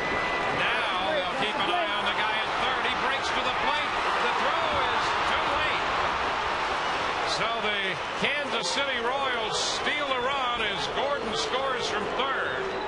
Meyer broke, and the throw is just a beat late and headed to the plate and was offline. Yeah, I got Jason Bartlett running him back. Off balance right here. Let's take a look. They called it right. Pitch out situation. Actually, it's a hit and run. You see the hitter swinging. Now he's halfway. He's stopping intentionally. That's the right move by the base runner. But Jason turned too late to make the throw to home.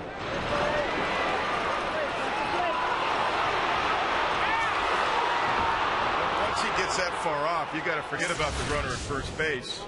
He gets close to halfway. You got to get some help and yell home. So the Royals steal a run. It's 2-0. The pitch to DeJesus is 2-1. You saw DeJesus swinging. It was a protection swing right there. Now, whether it was a hit and run or not, we don't know. But nonetheless, they were trying to steal a run. The fact that the runner saw the pitch out, he stopped halfway, which is the right move.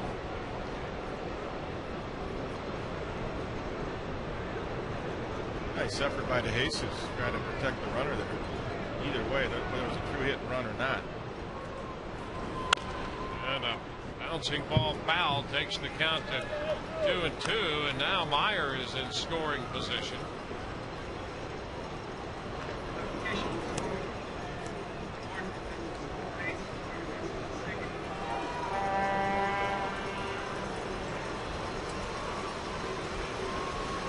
defense has been pretty good this homestand, and it's let them down here in this inning because that's the one thing we've talked about. Rays need to minimize the outs. Giving them the opposition. Yep. And that's led to this entire situation. They were presented with an opportunity to get a double play on the bunt by Gordon. And Bartlett's decision to go to the plate was just a split second late. Just a hair late, yeah.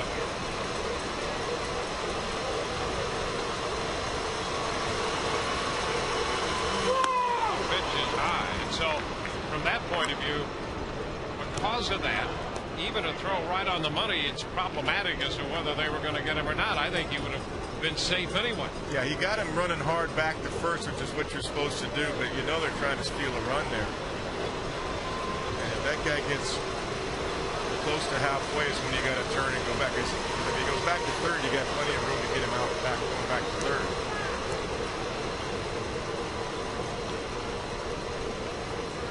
So the ruling on that, the scoring on that, is that the steal of home by Freeland and the error charged to Bartlett is allowing Meyer to move to second. The pitch is down. So there's ball 4. So still 1 out in the inning with men at first and second. The Rays have been charged with 2 errors in this inning. And that's going to be it now for Shields as Joe Madden comes to the mound. Another frustrating outing and a frustrating inning here for Shields. He'll get a good hand as the Rays make the call to the bullpen. Brought to you by Metro PCS. Unlimit yourself.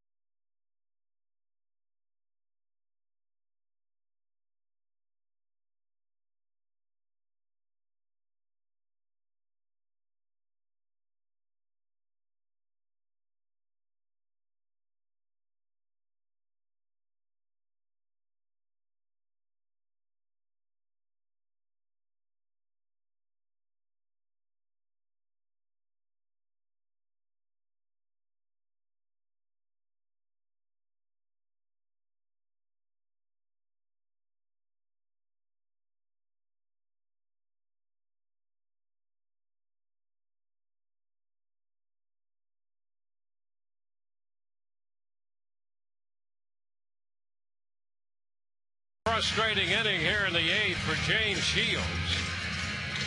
You can see some of that frustration in evidence right there. He leaves with runners at first and second, pitching 7 1/3 innings and allowing 2 hits. To this point, 2 runs. 107 pitches for Shields, and now Dan Wheeler is on with men at first and second, and Willie Bloomquist, the hitter. The pitch is a foul ball, strike 1.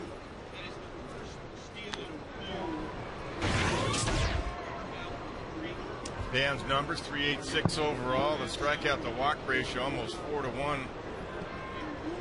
Strikeouts to walks. That's the right way. Good ground ball pitcher. That's what he needs right now. Well, the Rays would love to see a ground ball, double play ball here. Well, you got 6 outs of offense to go, so you just keep the game right here, and you got a shot. And a foul ball into the mitt. Navarro.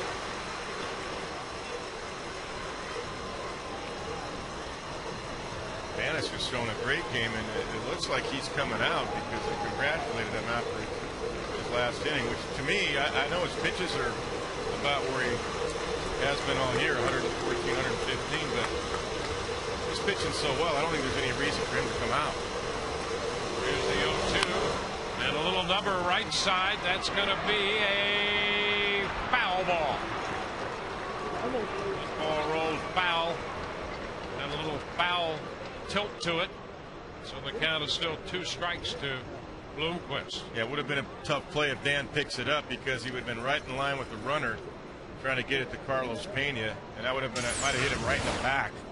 See, it's right on the line there, and if he picks it up right there, it's going to be a tough play to get a ball to Carlos Pena without interference or hitting him in the back. The runner stayed on the right side of the line, in between the 45-foot line there, so he was doing the right thing. It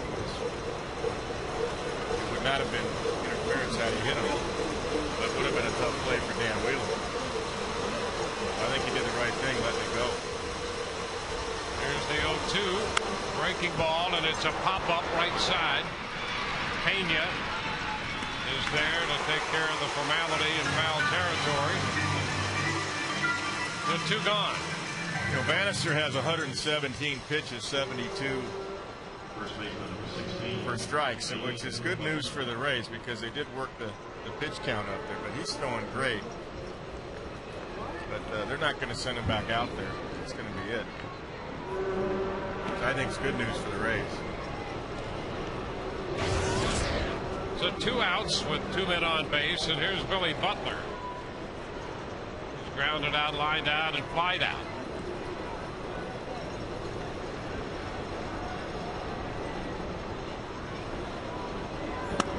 Pitch is too high. 1 ball, no strikes. So Friel and Gordon have scored the runs in the inning. Meyer got a run batted in, the other one a steal of home by Gordon. 1-0 pitch. That's a strike. Fastball. 1-1. It's the first steal of home for Kansas City since May of 2003. Yeah, Balfour has joined Choate. I think what was happening, Dwayne, too, I think Joe Madden was thinking squeeze. I think that's why he pitched out. I don't think he was thinking hit and run. I think he was thinking squeeze because Trey Hillman has shown he's just going to bunt to get a man over. He's going to make these guys execute, try to get another run. And there's the strike. Breaking ball drops in. 1-2. And it ended up the runner at first was going. The Jesus swung the bat, whether it was protecting him because he knew the runner was going or it was a true hit and run. Nonetheless, it worked out in favor of the Royals because the Rays defense didn't execute it.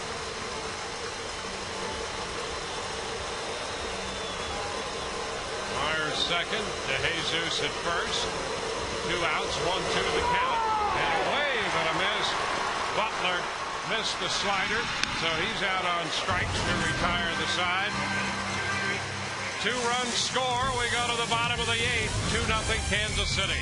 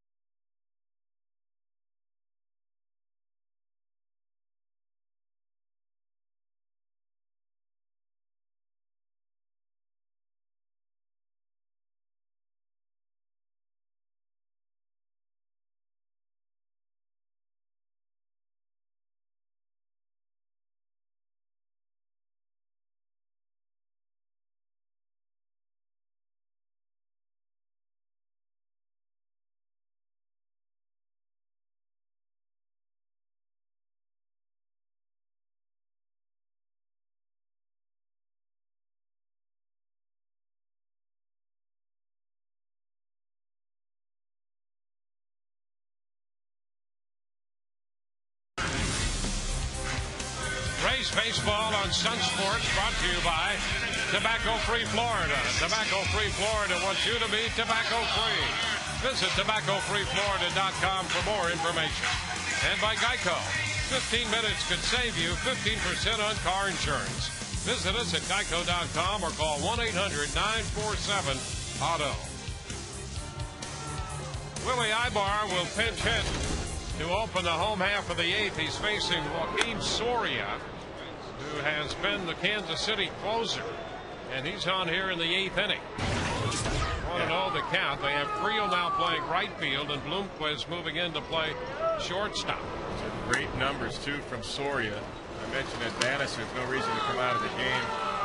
Does have 117. We had Jamie Wright up when it was even at 0-0, but once they've got a couple of runs, Ray Hillman going right to his closer, so that's a little bit different story. There's a strike. You're looking for 6 out of Soria.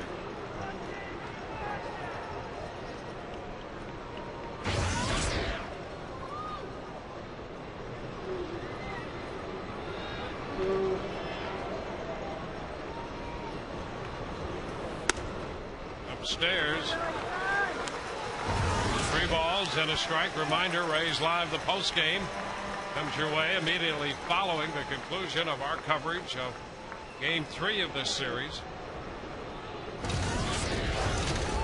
Ibar takes a big rip, and it's now 3-1. Yeah, he got a hittable fastball, but it was a little bit up. Probably a strike, but a little bit too high. Really gets that ball down. He lets that ball down. That's about belt and up. Swung underneath it. And there's one. It's going to drop in there for a base hit. The Jesus over, big turn, and Ibar stops at first, coming off the bench to deliver a pinch hit single. Let's check in with Todd Callis. Dwayne, a couple more signs of the day. Cora and Natalie have this home run Haven sign with a target. That's a good sign right there. We could use a home run out here for the Rays. And behind them, we have a family. Their mom's in the hospital, guys. She's watching, and they want to make sure she knows they're all watching and thinking of her, because she's going to be back with them soon. Back to you. All right. We wish her the best. We also like to send our best to Krista and Randy out there in left field. Beyond the St. Pete Times sign, they sent us up a batch of great cookies. Very nice. They've kept us fueled. So here's Jason Bartlett now with a runner at first, and Bartlett pops it up. First pitch fastball, and Bloomquist at short is under it to take care of that.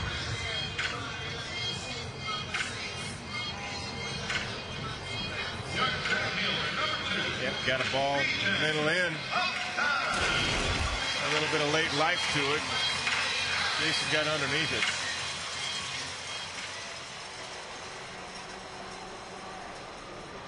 Now B.J. Upton at bat here against Soria.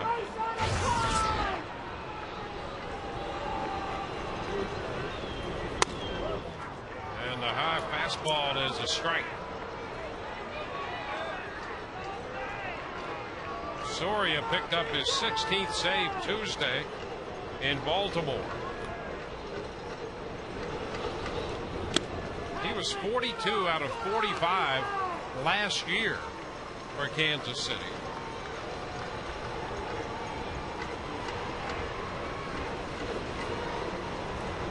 He had some rotator cuff issues earlier this season. That's a strike. Now 1-2.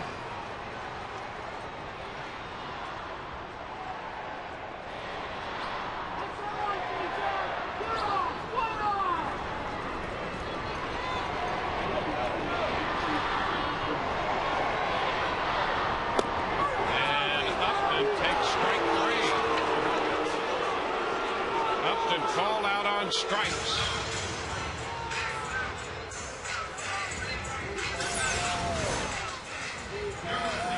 Yeah, off speed right here. That's a tough pitch. Too close to tape. Take a look at the side cut right here, right across the knees. Good pitch. 2 outs, and here's Carl Crawford.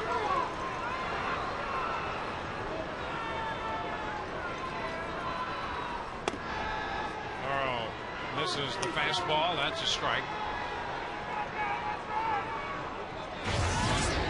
Before the base hit by Willie Ibar, the only other two hitters with a hit against Soria in the Rays lineup, Evan Longoria is 2 for 2 lifetime, and Carlos Pena is 3 for 3 lifetime. Carlos with a home run.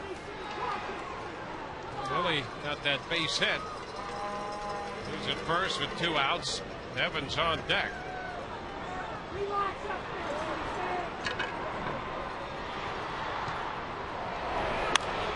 Carl stays alive, fouling the pitch away.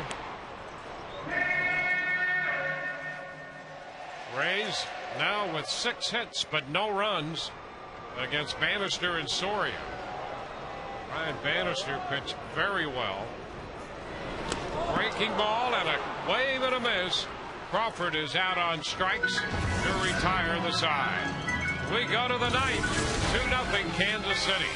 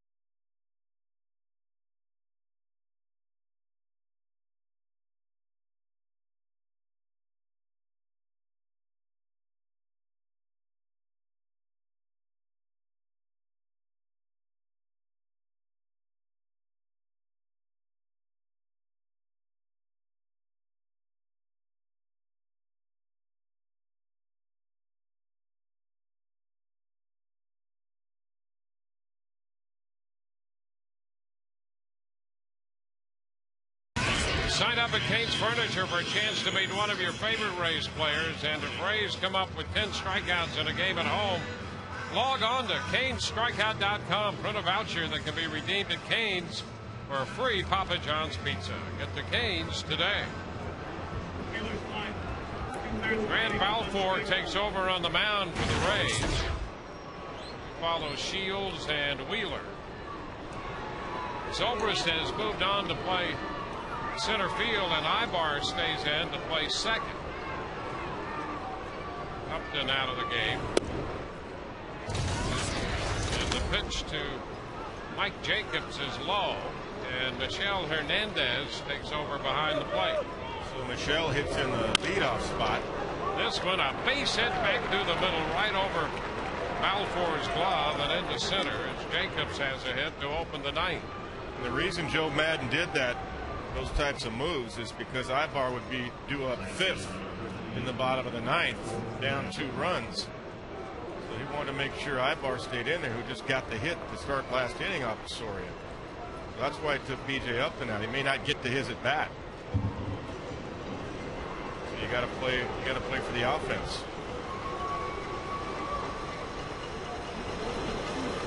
Swing and a miss there by Cayaspo. Missing the fastball. So if they keep the game right here, Ibar could be up there with 2 on and 2 out. It could be the game-winning situation. Well, the Rays have some guys coming up in the bottom of the ninth who have had some success against Soria. So Balfour is on here in the ninth inning. trying to hold Kansas City right where the Royals are with this 2-run lead. Evan Longoria will open the bottom of the ninth, then Zobrist and Pena.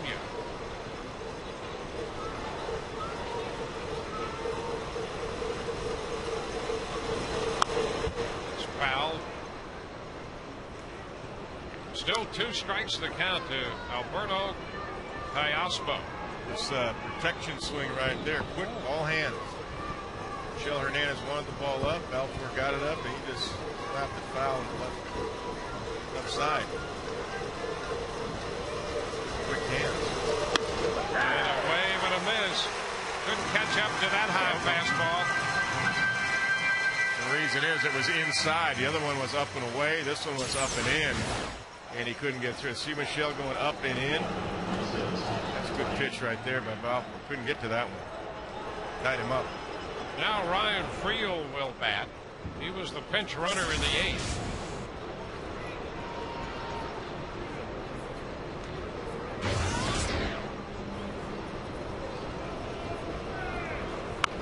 And he bunts.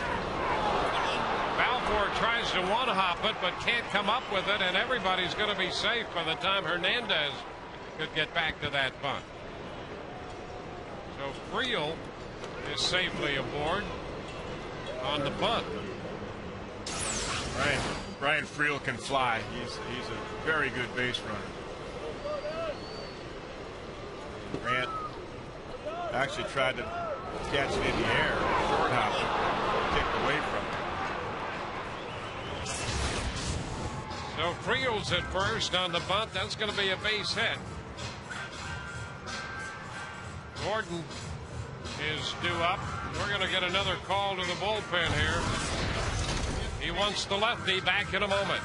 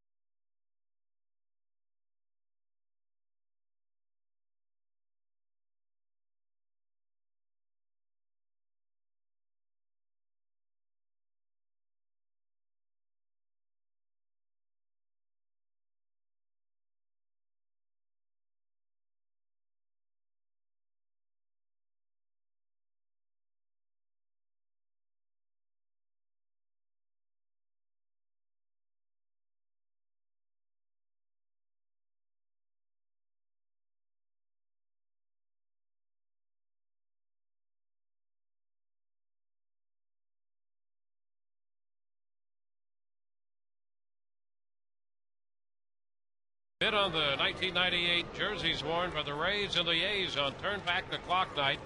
Proceeds benefiting Moffitt Cancer Center and the Rays Baseball Foundation. Randy Choate facing Gordon. It bounces one down to Pena.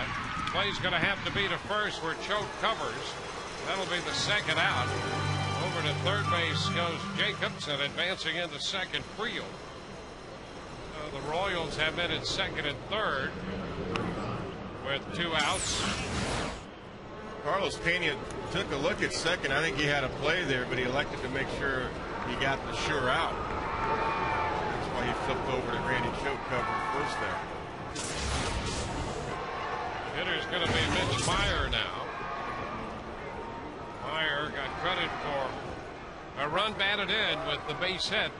Skipped off the glove of Bartlett in the 8th inning. You know, the other reason Pena did that, he knows that Ryan Friel runs really well. Ground ball is fouled, strike 1. He didn't want to make it a close play at second. He wanted to make sure he got the second out. He throws it to second base. Probably got him if he throws a strike, but Friel can fly, and he just want to make sure, hey, let's take our chances with 2 outs for sure. Let's not make it a bases loaded 1 out situation.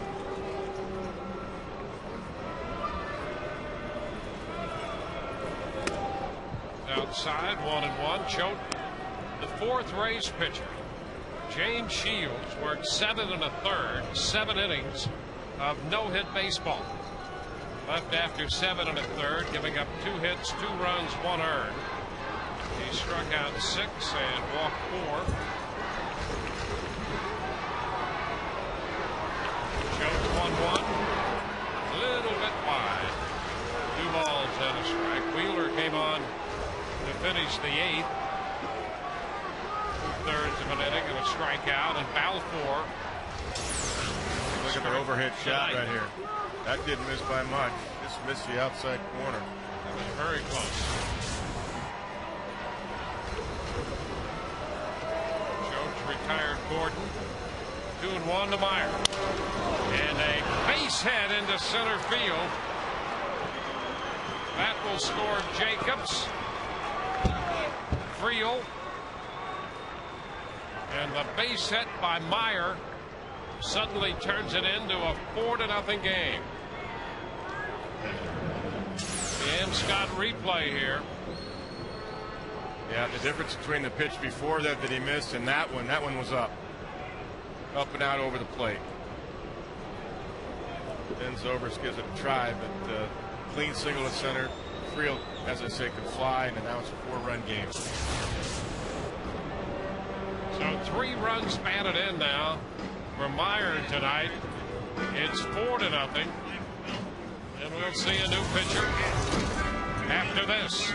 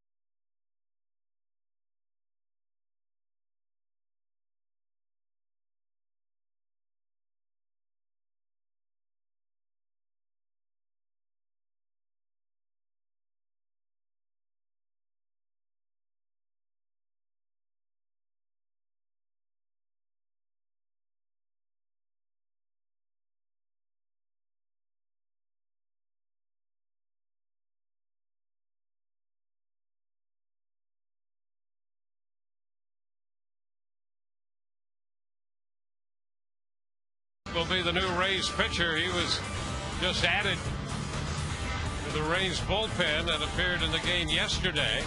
And in Atlanta, Joe Nelson was optioned to AAA Durham. Bennett worked 2/3 of an inning in the game yesterday. Gave up the hit, picked up a couple of strikeouts.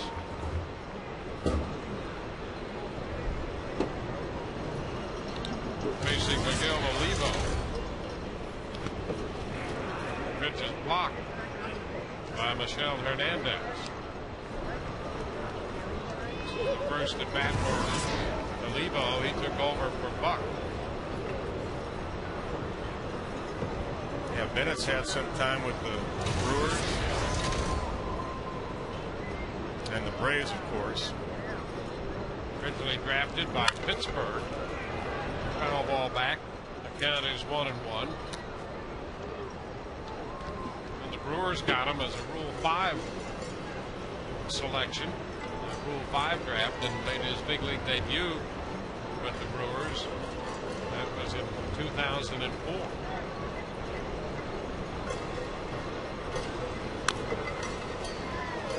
Count now ball and 2 strikes.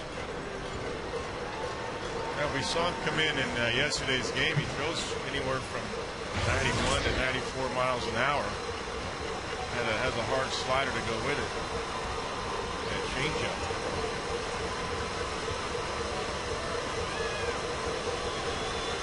1-2. A little tapper foul. You get the feeling you might see a lot of ground balls like that off this guy when you watch the action on his pitches. Yeah, a lot of movement. And I think one of the reasons, too, obviously they want to use Cormier perhaps in a different role, maybe a little bit later than earlier in the game.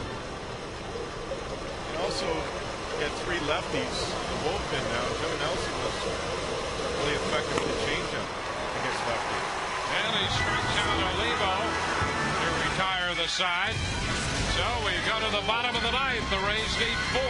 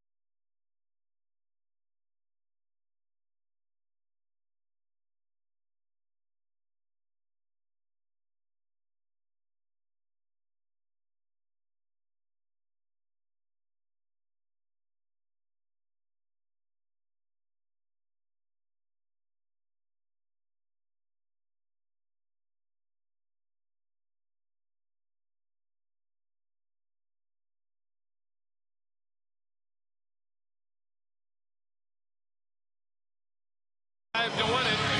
Our checkers double. The 2 starters were very, very good today.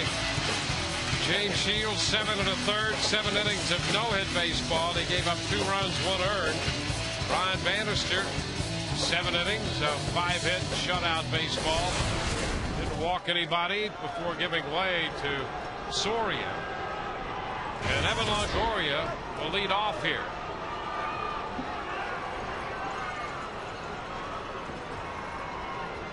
Evan, 2 for 3. A lot different ball game. Those 2 runs in the top half were huge for the Royals.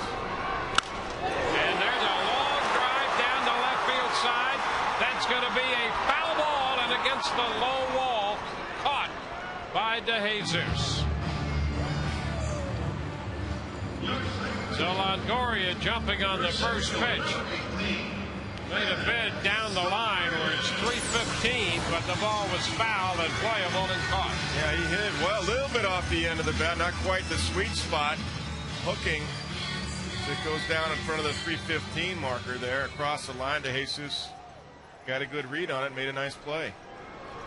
I thought it was gone at first. I think he hasn't got it off the end of the bat a little bit. And Zobrist. Pitch is in. Strike 1.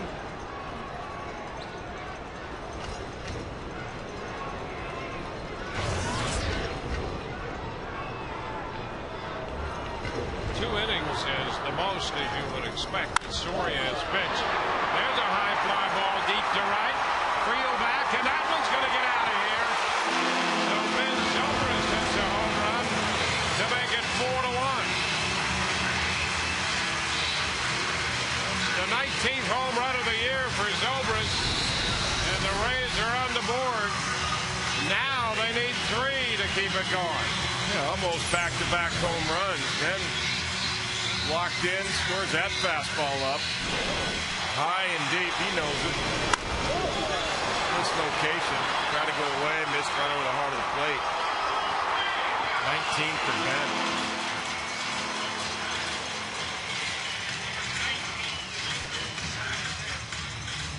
So the Rays are on the board. That 2-inning stint that Soria worked a week ago against Texas is the only other time he has pitched 2 innings this year, and that's the plan. He's pitched an inning and a third right now. But the Royals hope to get 2 innings out of him.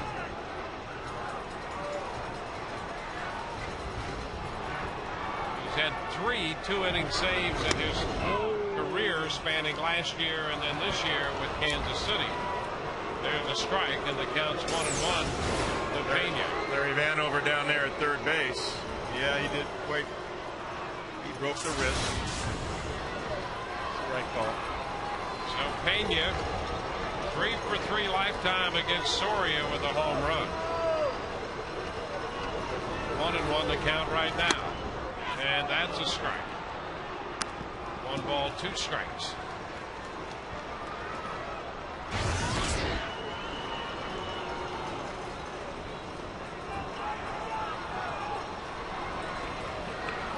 Matt Burrell is on deck.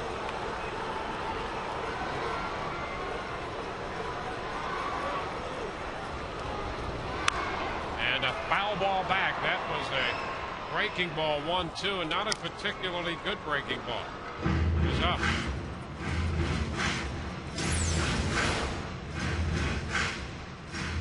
Yeah, that's a hanger right there. Good swing by Carlos.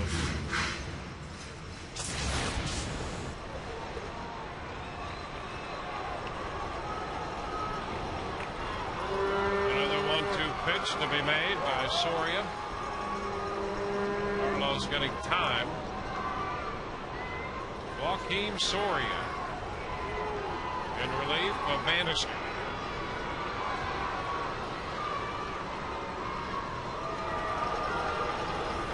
And he strikes out Pena. So Carlos is out number 2. They had some good two-seam action right here, fading away. That's a two-seam fastball, 87 miles an hour off the outside corner. Started off the corner and kept running away from Carlos. 2 outs. Here's Pat Burrell. That's 1 for 3. The pitch is a strike.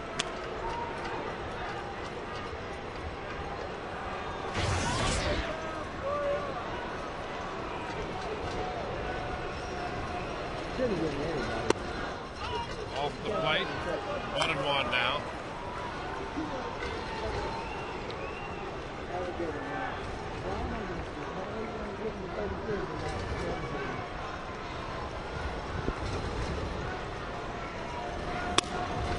Fastball high.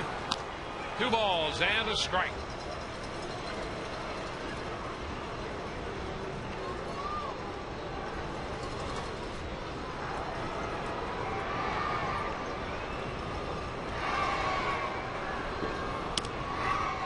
Well, 3-1.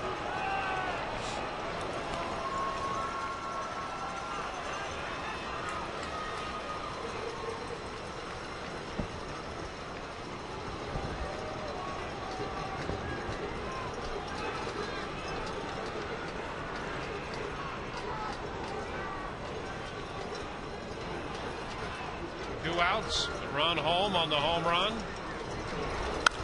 and a high popper down the left side, foul. Gordon out there after it, and this game is over.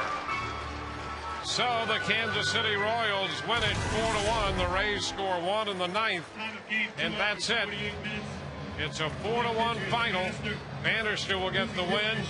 Shields will suffer the loss, and the Rays